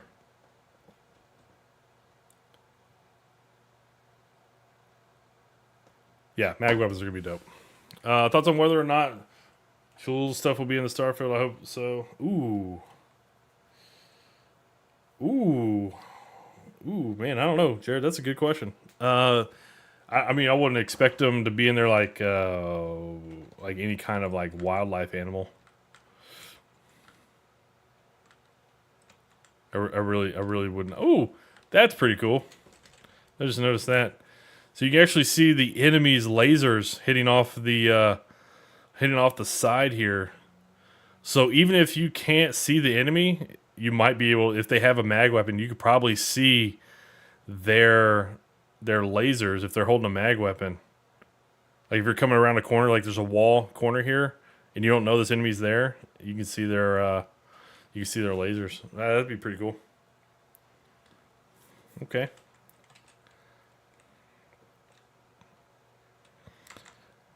Let's see, what else? Was there anything else? Yeah, we know about that. Where is... Yeah, here's the mag shear. So what was the ammo economy? Mag 75. And it's got some mods on. Doesn't have mods. Oh, this is comparing it to their current weapon, the refined Eon. Okay. Accuracy's low.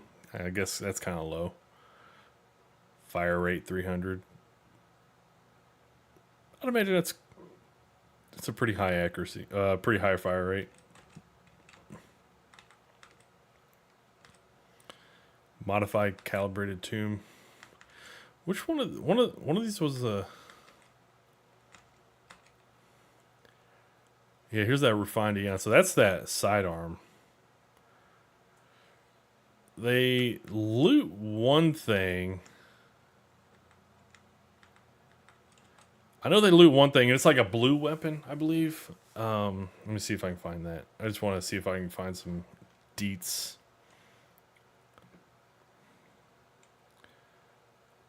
I might live stream next Wednesday and just go back through the showcase and kind of just, maybe not even just a showcase, but, or the Starfield Direct, but anti-personnel calibrated solstice. So that looks like some kind of blue weapon or rare weapon. But kind of just want to go back through a lot of the information that we do know about Starfield. What are your thoughts? Yeah, Shulula.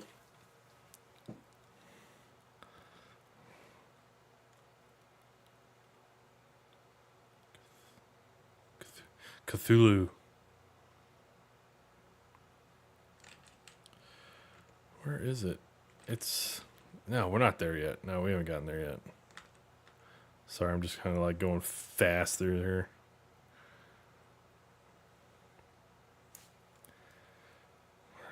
Where is it?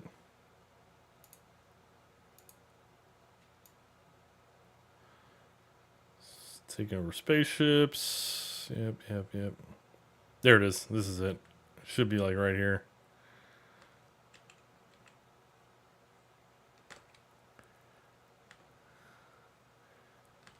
Incendia. So this is a helmet. They had a.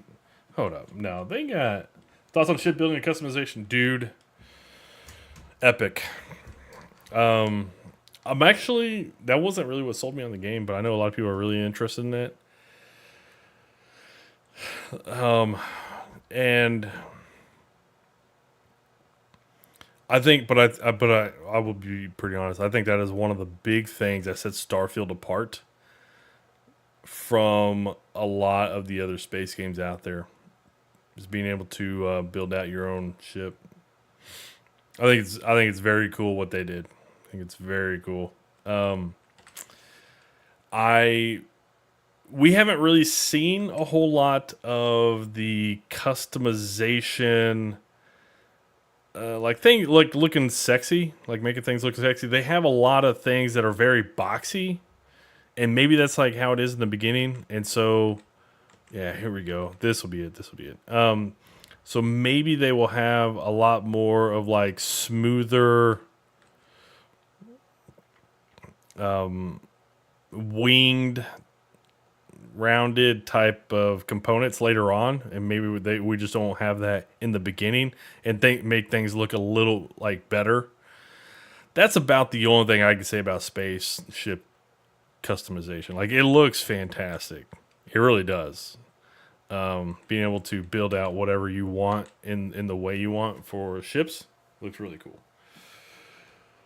So that's about my main thing with ships. Like, it looks really freaking cool. I'm really glad that they went that route. Now, the other thing I'm going to say is, if you hijack, so I'm kind of curious how this can work. Okay, so hang with me here for a sec.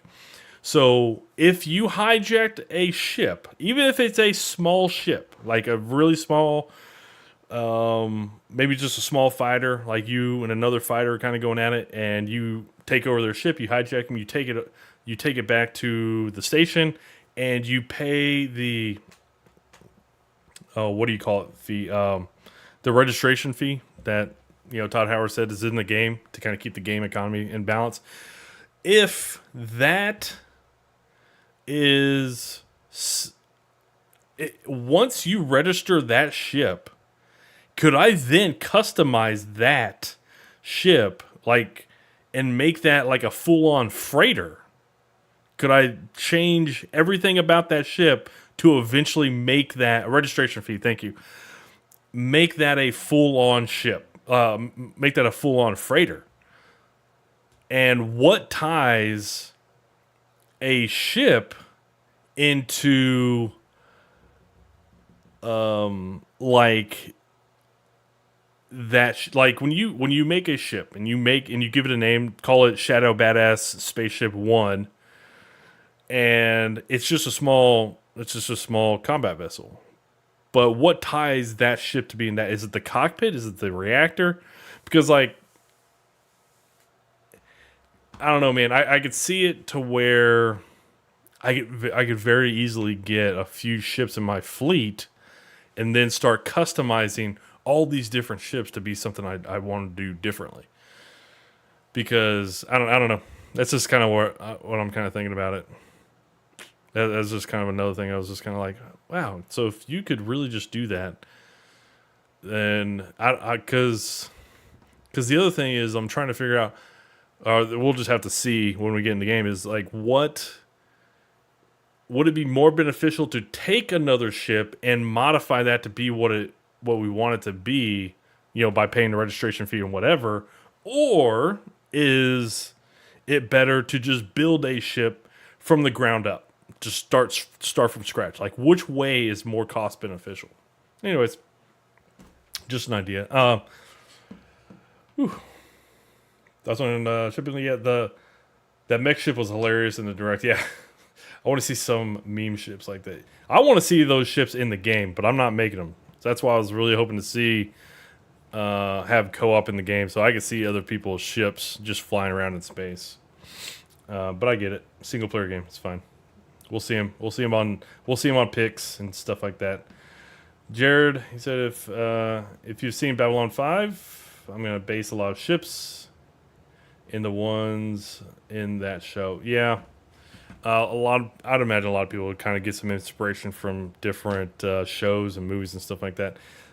The other thing I've thought about is if you can make a ship so large that you can actually dock a smaller ship inside of it and use your larger ship like a mothership, and you go off to these far off solar systems or whatever, and then you get into your smaller ship that you use like to explore or whatever, and you go explore maybe like that solar system and maybe another solar system next to it, but you use that smaller ship to kind of go explore.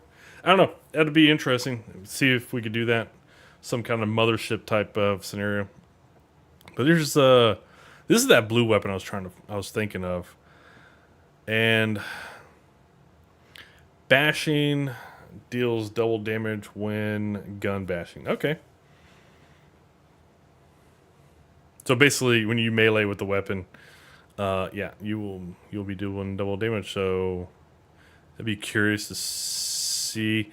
Which we know there's melee skills, so I wonder if melee skills would actually combo with bashing, because they use the word bashing here. So I'm kind of curious if that would work. If that would also work with the melee skills. I believe there's like 28 or 25 parts to a ship customization build. That's a good question. We can definitely go check that out. I know there's quite a bit of components. I don't see any reason why not. Once it is in your fleet, it should be yours to customize from the ground up. Yeah, that should be. But that's the thing is, like, I mean, how did they make the game? Like, that's I've gone into a lot of games thinking, oh man, that's how it should be, but there's a difference between mental expectations and coding, and you know what? Those things don't always line up. That is what I have learned. Those things do not always line up. Oh, let me do this. Boom, boom. Over directs. This is spaceship? Yep. Spaceship. Where is this thing? There we go.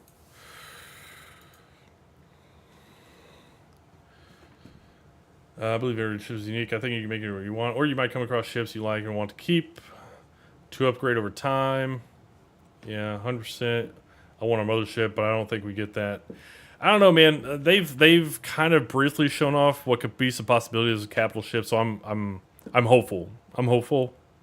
I can't go all balls deep on yes, it's in the game, but it seems like they've hinted some strong possibilities that capital ships will be in the game, or mothership type will be in the game. I was thinking they would let us make a carrier-based ship. That'd be fantastic if they would. If we can make a carrier ship with actually like drone fighters, that'd be really cool. I don't think it doesn't seem like they're going for that kind of approach in this game, so I don't think we actually get that. They also get mods coming in. Yeah, and some of that stuff that we don't think will be in the game. Mods. There will be mods. Yeah. Y'all have fun. Y'all have fun. You have to pay for the content. Y'all have to pay for the content. Timer, are you a modder, by the way? Game modder? Gavin, are these weapons leveled? So will higher rarity weapons you find at the beginning of your game do less damage than common ones you find at higher levels? I would assume so with what your comment just said, Gavin. I would imagine the higher the level and the higher the rarity, the more damage your weapons will do. Jared, lots of should be. We aren't sure, but yeah, there's a lot of should be's.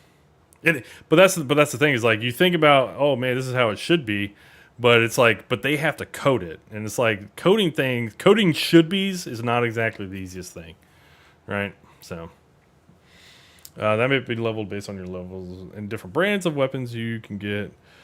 Thought out your time of leveling. No, not really, but I have friends. Yeah.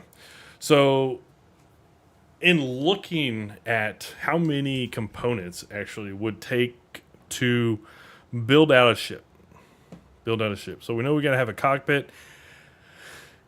I do not know if you'd actually have to have a hab. I don't know. It would be interesting if you do. Or not. I don't know. You probably wouldn't have to have a grav drive. You probably just wouldn't be able to do just like star-to-star jumping. So I bet you probably don't have to have a grav drive. Obviously, you're going to have engines. You're going to have a reactor. Probably don't have to have a cargo hold. You're going to have landing gear. Landing gear is going to be a must. Probably going to have a bay so you can get in and out of your ship. So you're probably going to have probably at least four pieces of landing gear. It'd be curious to see if there's some requirement based on the size of the ship. If you have to have more, then than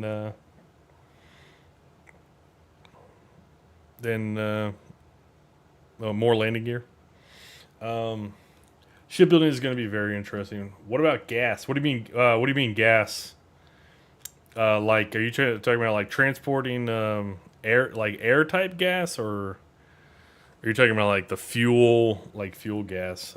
I'm just curious. You got to be more specific on gas. I just come from the energy industry, so yeah, I don't know. I've gotten so particular on what people refer to as gas. Cowling you probably don't have to have, but this is where I really hope that they do have better cowling than what we've seen in the game. I really hope that there is better cowling in the game to make ships look sleek, sexy, fun, more aerodynamic than what we're probably just going to get here on the base ship. Going system to system, like going systems like the fuel tanks. Are you talking about the fuel tanks? Is that what you're talking about? Like your fuel?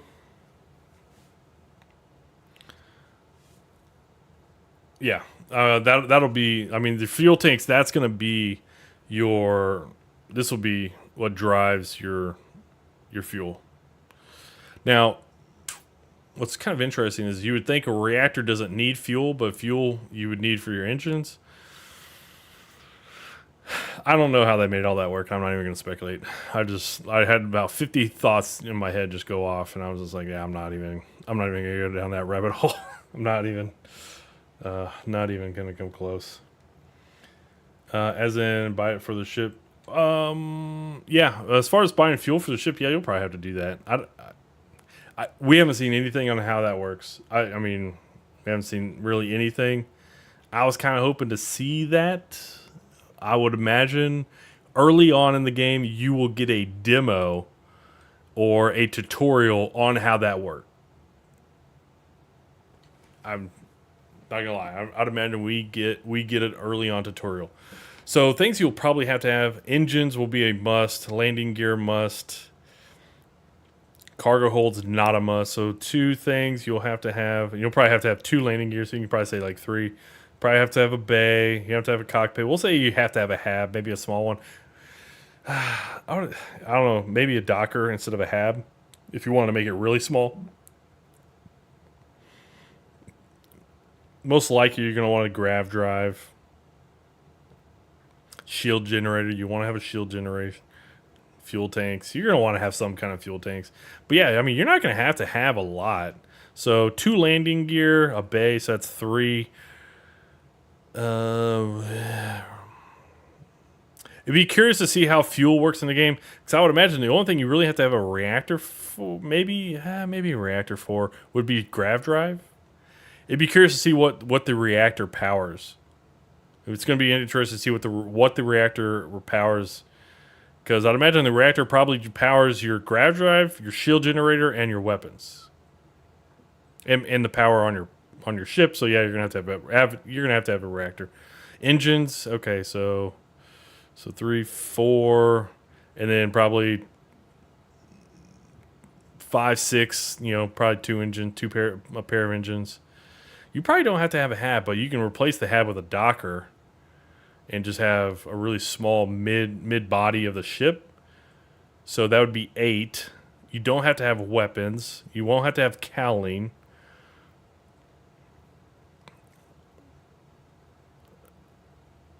Grav drive. You don't have to have grav drive. You'll probably want to have fuel tanks. So 9. So I'm calculating like 9 components. 9 must-have components. And that was one of the things I did want to do, is make the smallest ship possible. Just to see what the smallest ship you can make was. But I'd imagine you want to have a grav drive, so that would be 10, and you're probably going to want a shield generator, so that'd be 11. But that won't have a cargo hold. That won't have any weapons. It'll have that would be like no cowling. So that would be like what I would think for the smallest ship that you can probably have like 10, 11 components, somewhere around 9, 10, 11 components. It's probably going to depend on what kind of restrictions that they have for you to make ships. But yeah, Yeah. What else? Whoops. Nope.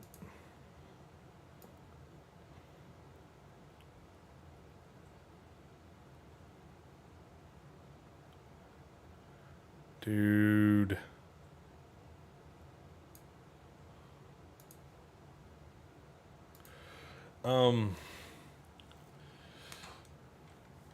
Weapons is where you're at. That's funny. Yeah, dude. So, I'm curious what you guys think. Are we going to be able to transport like liquid like cargo? Is that what this is kind of showing off, like a liquid nitrogen or whatever cargo with these tanks?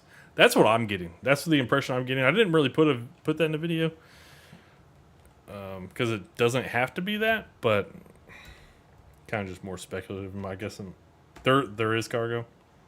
Boom. Here we go. Do you think they can convert power from different systems throughout your ship? So there's a power management system, if that's what you're talking about. We can take a look at that. Gavin, they showed in the direct you could divert power from systems like engines, grav drive. Yeah, that's what I was gonna show. He already got it. Gavin got it. There is cargo for different things, I believe. Yeah. So we do know, I think that was briefly confirmed by the Starfield guys, that there is... Dude, it's just crazy like how big the interior of this is. Like it's dude, the ship is massive. But it's like it's not small in here. Anyways. Let's go check out that where is it at?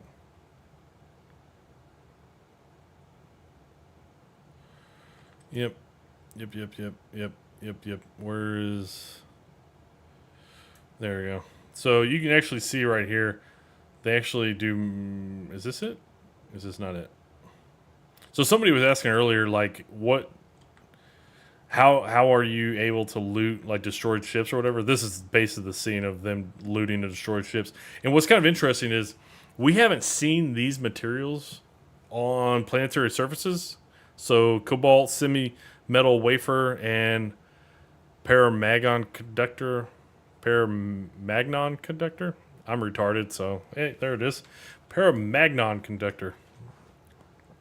So this might be a really good way to get your credits up is just doing space combat and looting whatever drops. You have a cargo full of sandwiches. Yes, you could have a cargo full of sandwiches. Trying to find... Taking over spaceships.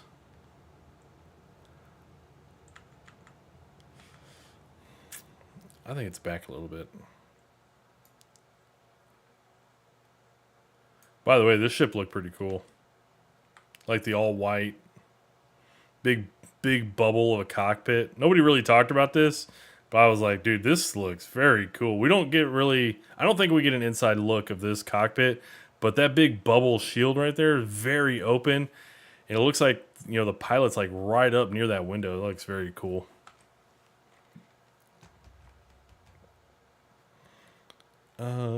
What else?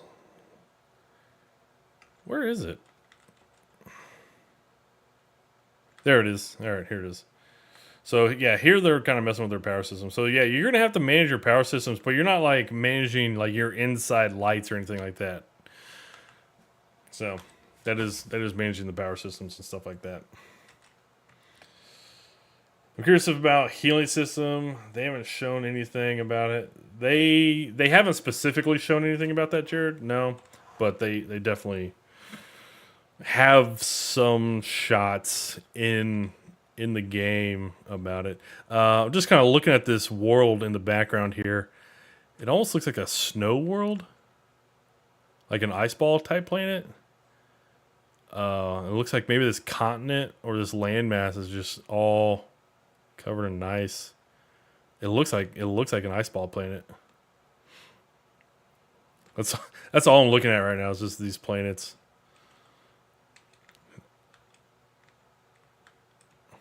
And I like how our grav drive, we're literally just grav driving into the planet here. We don't even see our own demise. It just happens so fast.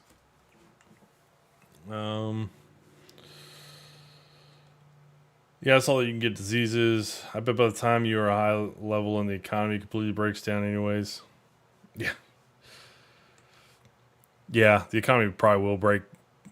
I'm not going to say breakdown, but there probably comes a point where the economy is just not really a factor as much anymore. Yeah, so this is another one where they're kind of showing off. You got to manage your power systems because, you never know when enemies might jump in on you.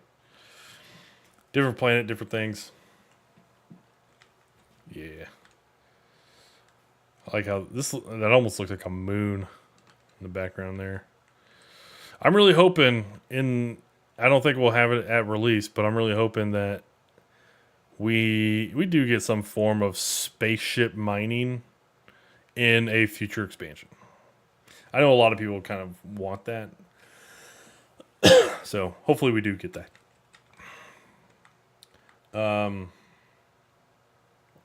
I did not get the watch timer. No. Did not. How many different planet types, biomes do you think they made? Ooh, man. Dude, that is such a good question. I have no clue. I mean, because they showed off. Shit, how many have they shown off? They showed off like a dozen or two. And that's just what they've shown off. So, I mean, they've probably done a lot of the biomes and planets. I'd imagine they probably had some fun with that. Because, and here's the cool part about what they did with the procedural generation, is when you get procedural generation stuff, it's like, oh, wow, they made this, or the procedural generation tech made this. We didn't even think about that. And it's like, cool, now we can take that and just kind of, alter it a little bit. And then there you go. You got something like totally off the wall in the game. Because it was randomly generated. That's kind of the cool part about doing random generation. I know a lot of people are like, oh man, it's all random generated. It's like, yeah, but you get a lot of the surprising things about random generated stuff like that you didn't think about putting in. Oh, and by the way, if nobody, somebody earlier, I don't think they're still here in the chat. Somebody was asking about a traitor faction. There you go, traitor. What is the trade authority? Boom. So, yeah, dude, there's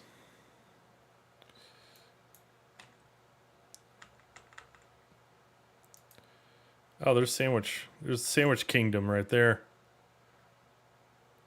Sorry, I'm going backwards. I was trying to get past this trade authority.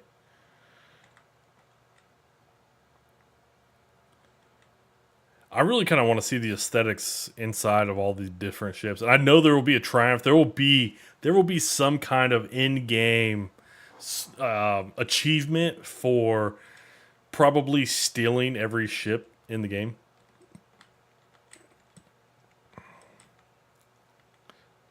Dang. All right, now I'm getting hungry just looking at the sandwiches.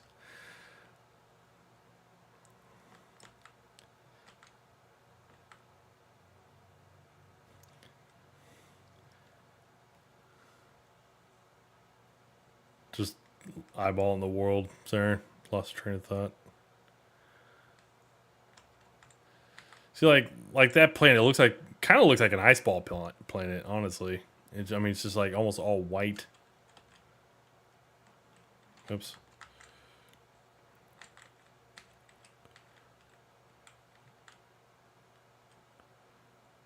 Yeah. Achievements were leaked, but I didn't look. Yeah, I'm not looking at leaks. I saw that they were leaked. I don't know if the achievements were leaked. I saw that, not like the whole list of achievements, but I saw like the total number of achievements were leaked. I'm not gonna say it that way. If you didn't know, you don't have to hear my mouth blab about it. What about being a hoarder? Yeah, that'd be interesting. That'd be interesting to see if it's there. What's really kind of funny is we will be doing space combat outside the city of New Atlantis. You got the UC Dagger, you got the Freestar Caravan, and what's funny is UC and Freestar are not even... It's interesting that, I mean, you got the Freestar symbol here next to this ship, but you got the UC Dagger with the Freestar logo there. So, did someone jack that ship? And then I know on this mission it says talk to Albin Lopez, and then you actually see him here in a second.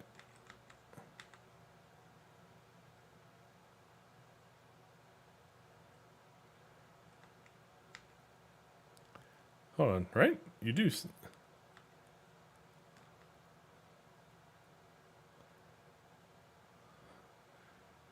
All right, maybe I was wrong.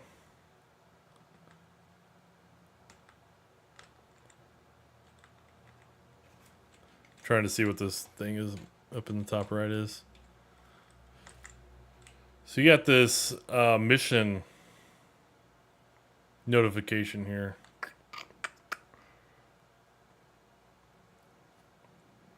Dude. Freaking weak, man. I'm joining the UC. Alright. United Colonies. I'll probably be going to the Freestar. I gotta go hunt me down some wildlife, man. Get my chewing tobacco and get my cowboy hat and get my 6-shooter. And I'm gonna go find me some dinosaurs. Do you think we'll finally be able to go into every building in a Bethesda game, or are we going to be a lot of buildings you can't go? Ooh, you know what? That's a good question. I would imagine I imagine there are buildings in the major cities that we probably wouldn't be able to go into. That's just my take. Because I would imagine that would be a lot to... Probably a lot of memory space if in every building you could go to. Oh, speaking of, let's look at this. If in every building inside a city you could go into, that'd probably just be a lot of memory space, my opinion. I'd imagine a lot of the buildings that you do come across in the open world, like just exploring, I'd imagine you can go through a lot of them. I don't like looking at leaks either, but I do kind of want to see a leaked list of all the character traits, backgrounds we haven't seen yet, so I can save time in the character. I'll be pretty honest, man. That is about one of the few things I do want to see, just because to me that's not really the gameplay. It's just character. You know, I'm gonna do that in the first 5 minutes anyways, and I don't want to waste time trying to figure out what I want to do with my character. I'd rather know what I want to do with my character. That way I can just go through and freaking bang it out, and I can get playing the game. I agree with you, Gavin, on that. Yes, very much. United Colonies makes the world a better place. Yeah, can respect those space cowboys. Dude, I'm really interested in the faction lines, honestly. Some of the faction stores they were showing off with the Settle System videos that they did a couple weeks ago. Very cool. So one of the things that's kind of interesting here, and I think one theory that I've seen around the internet that was kind of interesting, is the resources. Jared, you said you're totally going to go to the Rangers. You come to the Rangers, buddy. It's Rangers be rocking it, man. They're all good factions. Yeah, they're all good factions in their own way. But as far as these resources, what's really kind of interesting is these dots. I mean, it was so hard to make a video about this because I couldn't really ever pin this down. And then I saw one theory online, which I didn't feel like making a video about it. But one theory online was that these are basically just like, oh, what do you call it? Your loot. Like you have your base level loot, this is your base level resources, and then you have your blue loot, right? And then you have your purple loot, your legendary type loot, and you got your exotic loot, which they actually show. They show one. Crap, it might be early on. Give me a sec. There it is. There it is. Neon. So there you go. There's neon. So that kind of gives you a little bit of an idea of the level of resources. So when you get one that's like 3 stars like that, apparently it's supposed to be a really valuable resource. So, okay. Okay. Anyways, that's kind of what I'm kind of thinking. I saw someone's theory and I was like, I like the theory. Kind of, it makes sense. It makes sense to me. And I didn't have anything to kind of counteract it. I was like, I got nothing. And I was like, that makes a lot of sense. But kind of curious. I was going to look up what some of these resources are, because I don't know what HNCN is. I don't know what that is. What's HN?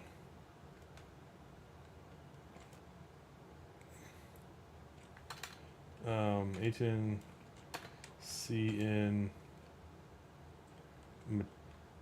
material?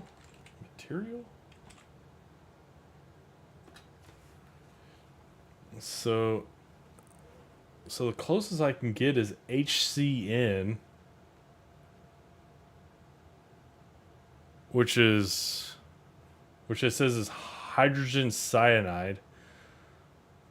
I could see that being in the game. What the heck is CN? That's kind of the bigger... I think that's probably the bigger issue.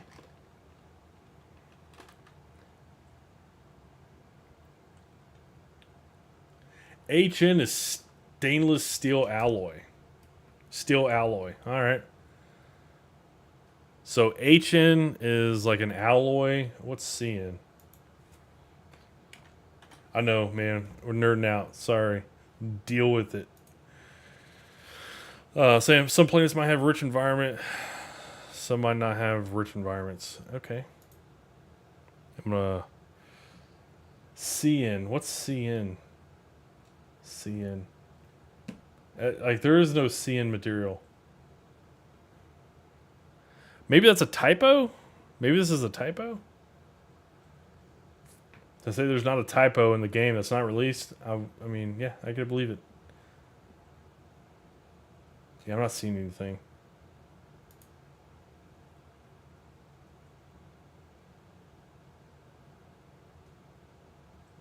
Yeah, the closest thing I see is carbon. Carbon and nitrogen. So I don't know. Period. So that's about the only thing I can find with CN. What is this? SiH3Cl. What is that? SiH3. Wow, there is something.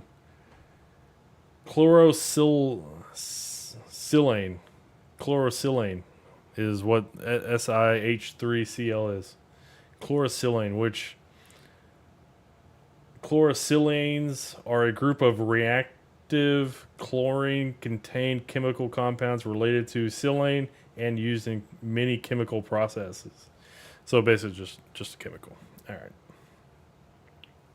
And I wonder, like when you go to craft and level up some components or weapons or outposts or ship mods, like what kind of, how many of these kind of materials you're going to have.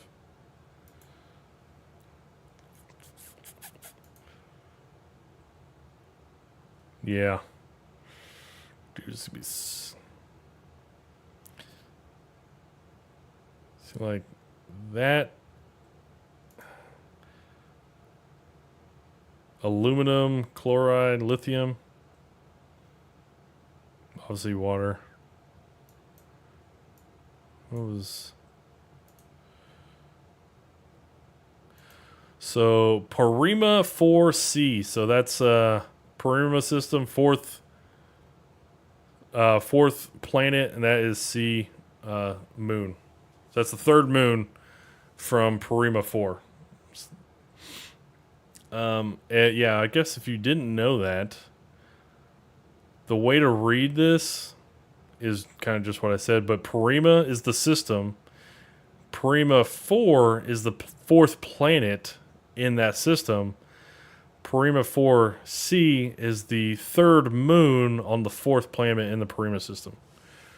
So that is how you read that if you were not sure or didn't know. I actually didn't put that in the video, and I probably should have.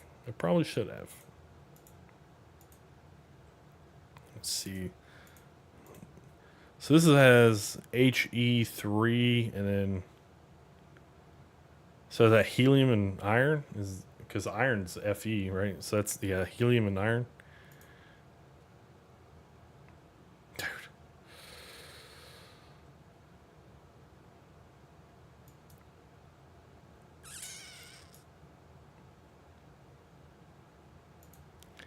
Yeah, see, this is another one. It's like, what's CS? What the heck is CS, man? CS. Element. There we go. No. Element. Thank you. Cesium. CS. Cesium, lithium, F. What the heck is F? I know what Fe is. Element. Oh, fluorine.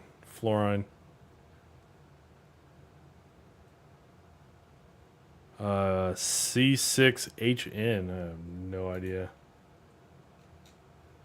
I'm not going to look that up. Yep. That's right. You didn't realize this, but you're going to chemistry class. This is their way to get you to learn chemistry. You just didn't freaking know it. Everybody's like, oh man, it's a game to get you to go to church. No, this is a game about chemistry. It's not a game about anything else.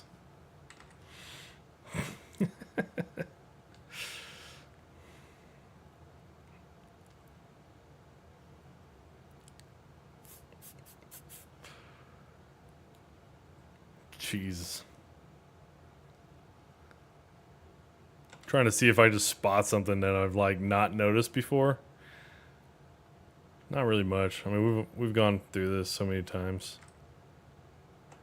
The one thing I want to know is what it's like to go from one system to another and another, and like jumping back to back to back to back. Because we haven't seen that yet, and I'm also wondering, like, when you jump to a new system, like at what point in that system are you jumping to? Are you jumping to the sun? Are you jumping to the edge of the system? So that's like, I'm just really curious on like how all that works. You jump into the first planet? Different games do it different ways. Some, like this one, it just shows like, hey, you're just here at Alpha Centauri at Jemison. You know, you're outside Jemison. So,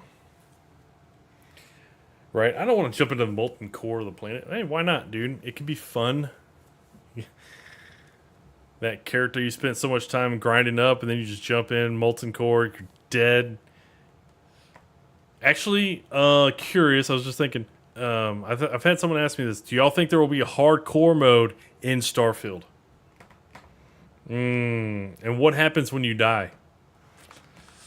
From Sandwich Lady and her, I guess in her little Q&A, her little biopsy that they did biopic that they did a couple weeks ago. You lose it all.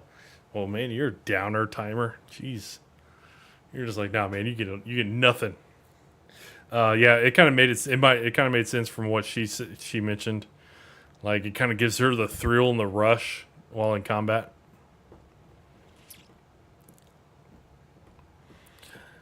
You doubt it? No other BGS games had a hardcore mode, right? I don't think so. I'm keeping facts. I get it. Yeah, no, but the only reason why I was kind of asking, I don't think any other BGS games had it. I mean, I don't know. A lot of you guys are more experienced in BGS games, but there's been a lot more of people asking for hardcore modes in games, in games like this. So I'm just curious, man. And it might be something that they introduce later on down the line. If they introduce a hardcore mode, I will 1000% do a playthrough as a bounty hunter. Or is it a bounty hunter? or wanted. Bounty hunter with wanted, because bounty hunter's the background, wanted's the trait. I'll do both. I absolutely would love it to have the hardest combat experience possible in a hardcore mode, just to see how far I make it.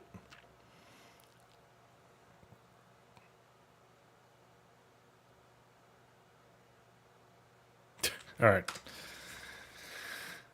I'm just looking at this. I'm just like, dude, we cannot go by fast enough. Can't. What's your opinion on the parts that give you? What's your opinion on the perk that gives you a partner? Are you talking about the fan? You're talking about the fan. You gotta be talking about the fan then, right? The fan perk.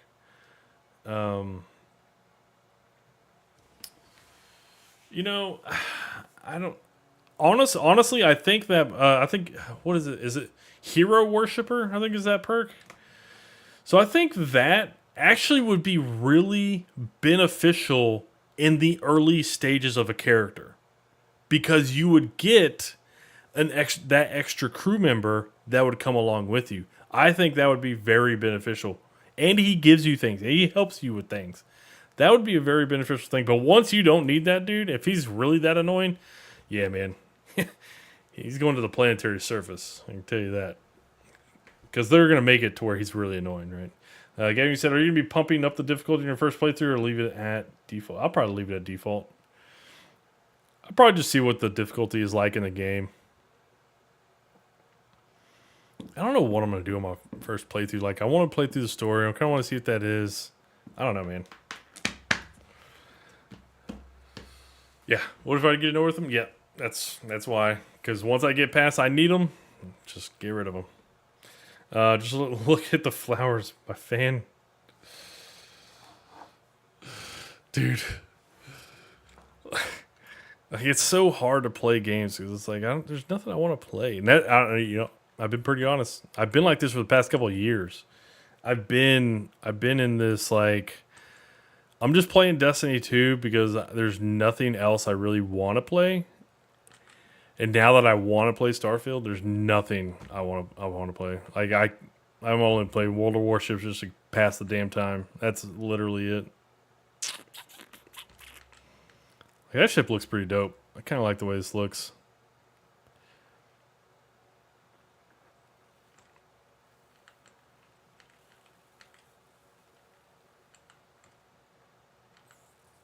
Oh, I'm sorry. I thought it was full screen. I was like, man, why is this so small? Kind of like what they did here. They had like a white gold in the back end here, red here in the middle, white on the edge on the sides.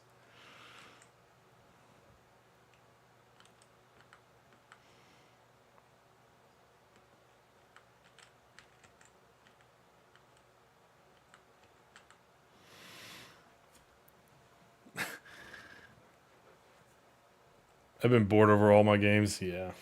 I hate the grind in Destiny 2. I gave it up. I gave up on it pretty quick. Like, that's... yeah. I can't talk about Destiny 2, man. It's just, like, it's fun. Do not get into the high-level gaming in Destiny 2. Like, that's the thing. Like, just go play Destiny 2 to have fun, enjoy it. If you have friends, like, that's the best part of it. But man, dude, once you get into the high level stuff, like, the game just it's a grind. It's always a grind. It's nothing but a grind. Thank you. I don't know why my computer froze there. It's just a grind.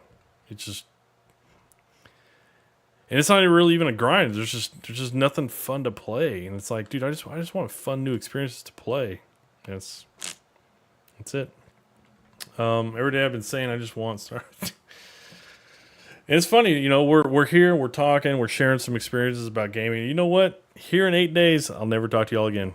Y'all will never come back. You're gonna be playing your own damn freaking game. You're just gonna be forget about old Shadow and be like, man, what happened to that? What happened to that dude Shadow? I was like, bro, I gained 100 pounds, man. Starfield came out, bro. Nah. It's like, it's just the way it's gonna be, dude. Like, everybody's gonna go off and do their own freaking thing. It's gonna be hilarious. It's It's like everybody's talking about Starfield, and then nobody's going to be talking about Starfield because everybody's going to be playing Starfield. They brought Kate. Yeah, I saw that they brought Kate 6 back. Yeah, I saw that reveal trailer for the final shape. I was talking with some friends last night about the final shape. I told them, I was like, I'm going to get the final shape. It's going to be in February. I might want to break from Starfield. And you know, I've put in a good amount over the past 9 years on Destiny. That it's like, I kind of do want to see what the end is about. You know, it looked very boring to me, to be pretty honest. I'm not all that super impressed and enthused about it, but it's the end. Like, if they would just say, hey, we are wrapping up Destiny because this is the story that we wanted to tell the whole time. But they're not saying that. They're kind of like hot dogging around.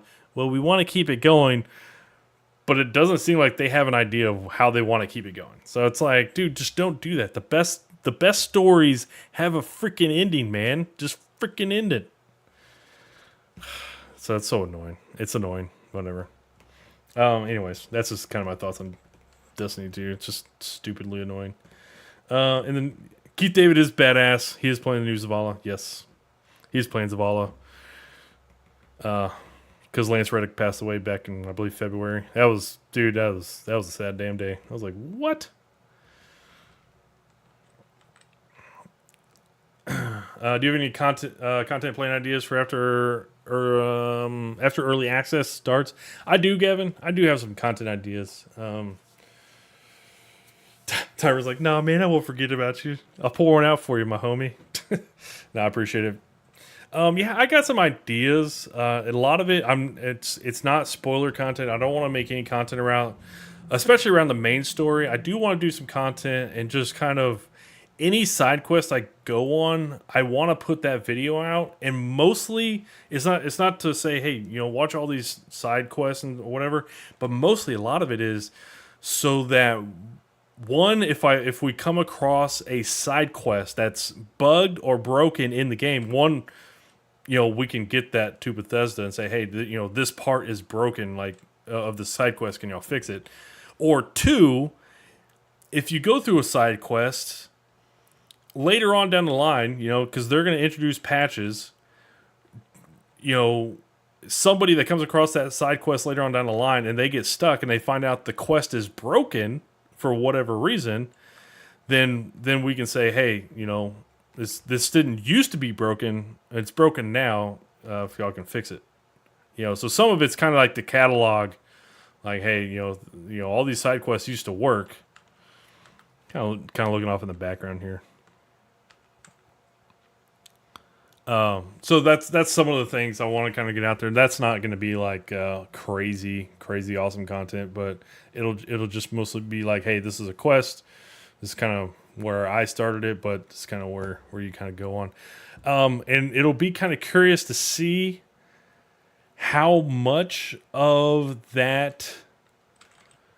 Hold on. Speaking of, how much of that is randomly generated? Like if you can get a quest at a bunch of different random spots.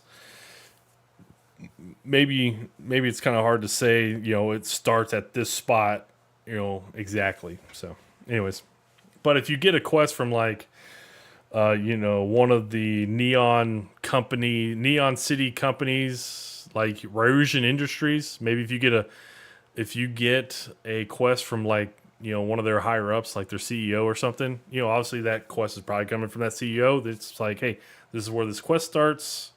You kind of have to level up Ryusian Industries to get there, and then, but this is the quest. So if something gets break later on, they can get it fixed. But I had that issue when I was playing Fallout 76. By the way, for everybody that knows, if you don't know, Fallout 76 is the only Bethesda game that I've played.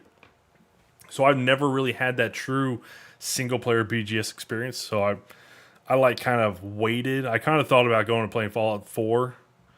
Elder Scrolls is not really my game. Not really my style of game. I don't really care for the magical type games like that.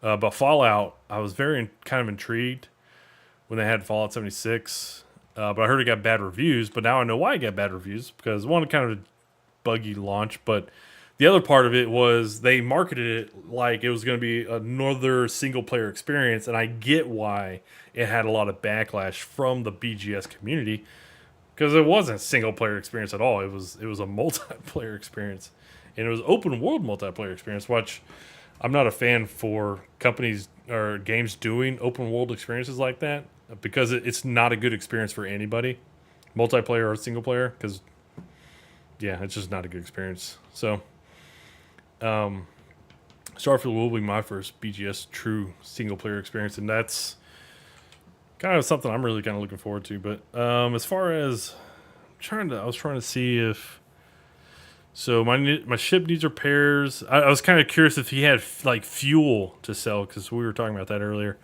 I'd like to modify my ship. Let's see what ships you have for sale. Where do you say I could sell things? Where do I need to go for more ship? Yeah, okay. It's been a while since I looked at this dialogue. Ship needs some repairs. 1,000 credits. I wonder if the ship needs repairs, like it's 1,000 credits standard, or if that's based on damage to the ship.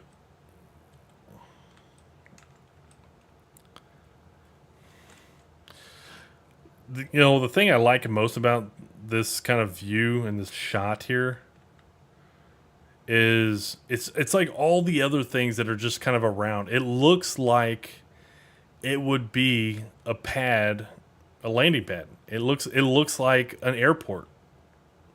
It looks like an airport area. That's just what it looks like. You got a little dude right here standing here. He's so small, and this is a small ship, but he's so small compared to that thing. That might be the smallest ship that you can make in the game, by the way. That thing's pretty damn small.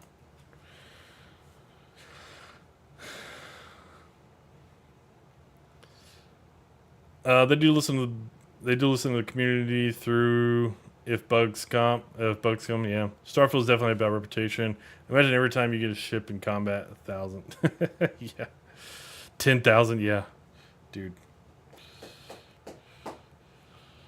Yeah, that'd be kind of brutal. Every time you get a ship, not only do you have to repair it, but you also have to pay the registration fee. So you actually go in the hole every time you get a ship, or you steal a ship.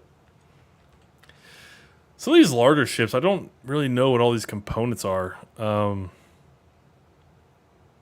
So this whole system here, this whole thing here, this looks like,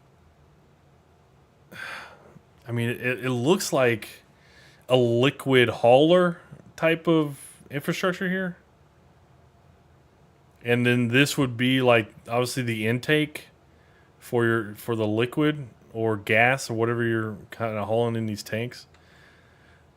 But the only time I've seen kind of like, I want to say the only time I've seen like these pipes that are coming down the middle here is on this ship with these tanks.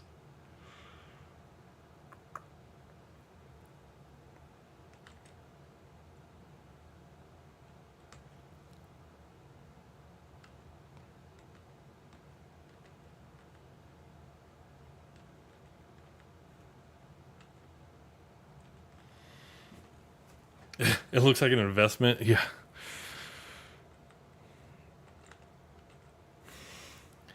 Yeah, and this looks like the reactor. Obviously, you got the two engines in here in the back. The reactor. Don't know what that is down below. Is that the grav drive, maybe? Is that the grav drive? Yeah, man. Ships look effing fantastic. Back to this part. Where's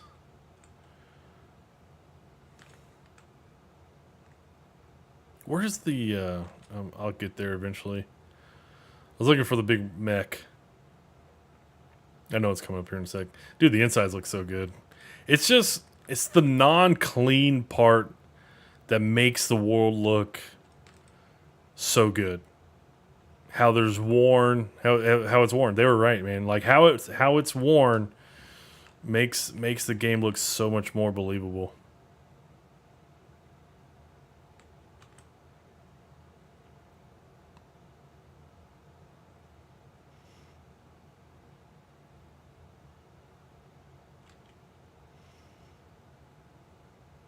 Oh, here's Platypus. The HMS Platypus. By the way, that cockpit is massive. That's a 2-seater for sure. Probably like an 8-seater in that cockpit.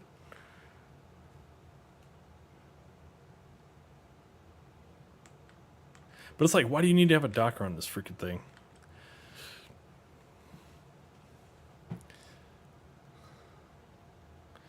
So here's a question I'll ask you guys, because I'm not really sure. Are these like double wide, or is this a single, or is this I mean, are these, because you know how their components are like their HAB modules, they're like 3x1 or 2x1 or 1x1. Is this one? And can we have double wides? Like, can we have 3x2s, 2x2s? I'm gonna assume yes, because I mean, why else would you have? I mean, why else would you have that nomenclature like that?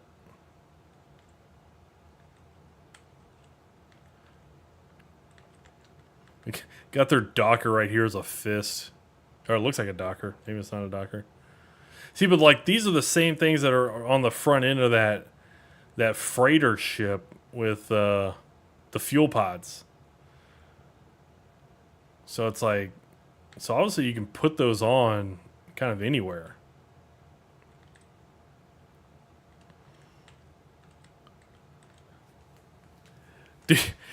So yeah, you're saying, imagine the inside of that mech, dude. Imagine getting inside the mech from like down here and then having to go up like 15 flights of stairs.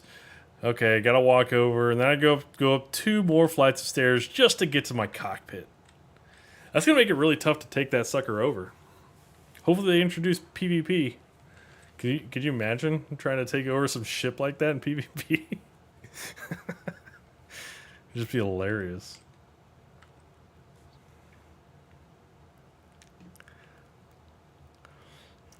I like how our spaceships won't have AC, because we're gonna have fans in our spaceships.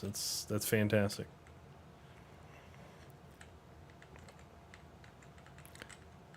I'm also kind of curious to see, like, do we have to worry about gravity on smaller spaceships? Because like we've seen smaller spaceships where we don't have to worry about gravity, but we've also seen our character get up from the cockpit while in space and doesn't really have to worry about gravity. So I'm like, what? Imagine inside of it. Yeah, I'm gonna have my Docker where my engines are. Like the Millennium Falcon, yeah, so. And by the way, there's some content creator. Dude, I had to ban, or not ban, I had to block some content creators because, dude, they freaking were throwing up thumbnails and leak info and shit. I was like, what? What a jackass. But I guess somebody that was doing a review they did actually make the Millennium Falcon. So, or they made a pretty close replica, I guess. Maybe not it exactly. There's gravity combat, like in the game.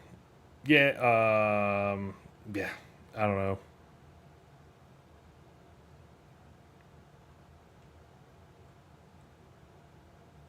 It's kind of a bummer that the watch isn't lit up right there.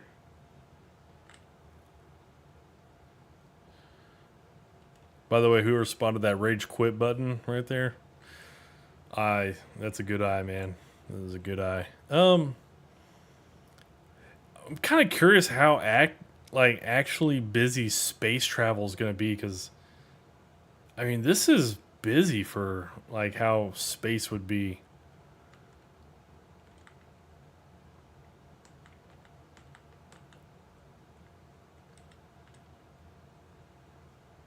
Yeah, all right.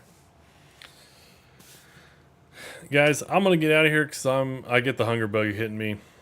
But when we do get to Starfield, I will be making content. It'll probably just be a lot of tutorial type stuff. I'm not gonna do anything crazy, man. I'm not gonna do like spoiler stuff. That's not really that's not my style.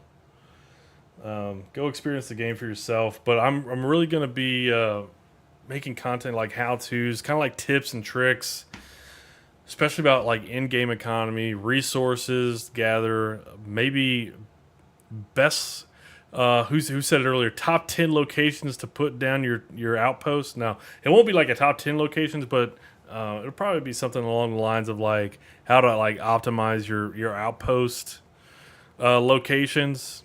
Because another thing I'm kind of curious about is when you put down your outpost and you can put down those drillers.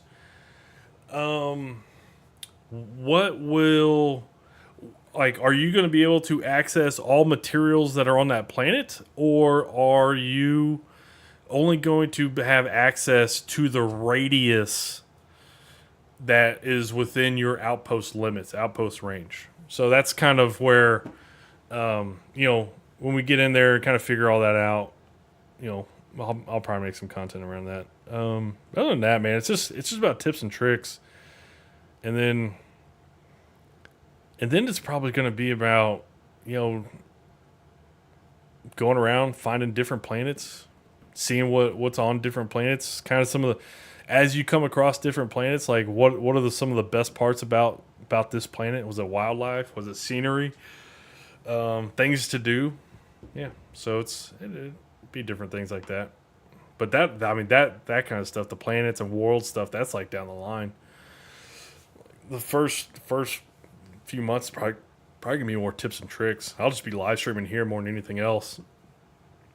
That way, if you have something, if you find out something, if you want to stop in and say, "Hey, man, I found out this little trick. I figured this out." Feel free to drop in. Let me know. I might make a excuse me for coughing. I might make a weekly tips and tricks video going for the first couple of months. Jared's like, I'll be waiting a couple of weeks to watch anything on Starfield after it comes out. Yeah, dude, I don't blame you. I probably won't be making anything the first week or two. Like, I'll be probably playing the damn game. Like, hey, I freaking don't need to see anybody's content.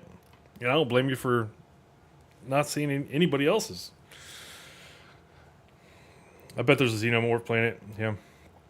There'll be, I would imagine there will be some mad scientist that goes off into his own planet and does like is anybody ever seen The Island of Dr. Monroe?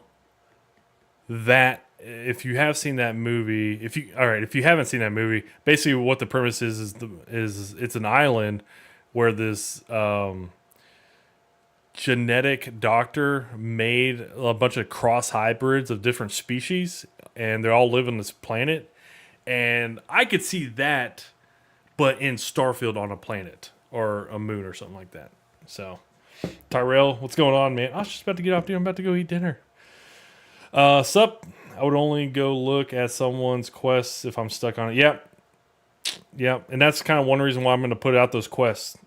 Is one, you want to know if you're stuck on it or if the game is bugged and broken. Because you don't want to waste time trying to figure out a quest. Because I did that in Fallout 76. Jared, yes, it is a good flick. Yeah, it is a good flick. It is very, like, it's, for whatever reason, it gets bad. It's gotten bad reviews, but it's a good movie. I enjoyed the hell of it. It's got who was Iceman in Top Gun? Jesus, I can't. Val Kilmer. It's got Val Kilmer in it. It's really good, pretty good. But yeah, Tyrell. The one reason I want to have kind of the quests out there is so that one, we just kind of have them out there. If somebody comes across a bug later after they patch or they put out a patch and it breaks a quest and people figure it out. They try to go do a quest, and it's like, oh yeah, this part is not here anymore. So, yeah, that's going to be part of it. I don't really want to make a killing on the quest things, but yeah. I'm all about doing it myself, but if I can't find it, I'll look it up. No shame in it. Dude, no, because that part in Fallout 76, like, I had a quest that I came across a part I was supposed to pick up, but it was bugged, and apparently I had to like reset my game a specific way to get this part to show up in Fallout 76, and it worked. It actually worked. I was like, oh shit, that's great. It was a very specific reset too. It's like I had to go to this specific spot in Fallout 76. I had to like open this door, but it was before I got into the room. It was like there was 2 doors, and I opened the first door, so I'm in this specific space, and I had to reset my game. It was really specific. Anyways, but like I wouldn't have known to do that if I didn't go look it up. But that's the whole point of it, right? Is so that people, we have that kind of database, the way to track if things get broken later on down the line. So, guys, appreciate you hanging out. I'm gonna go get some dinner, and we are almost within a week, almost, and then we still got a week to go. Guys, y'all keep it easy, man. Take care. Talk to y'all later.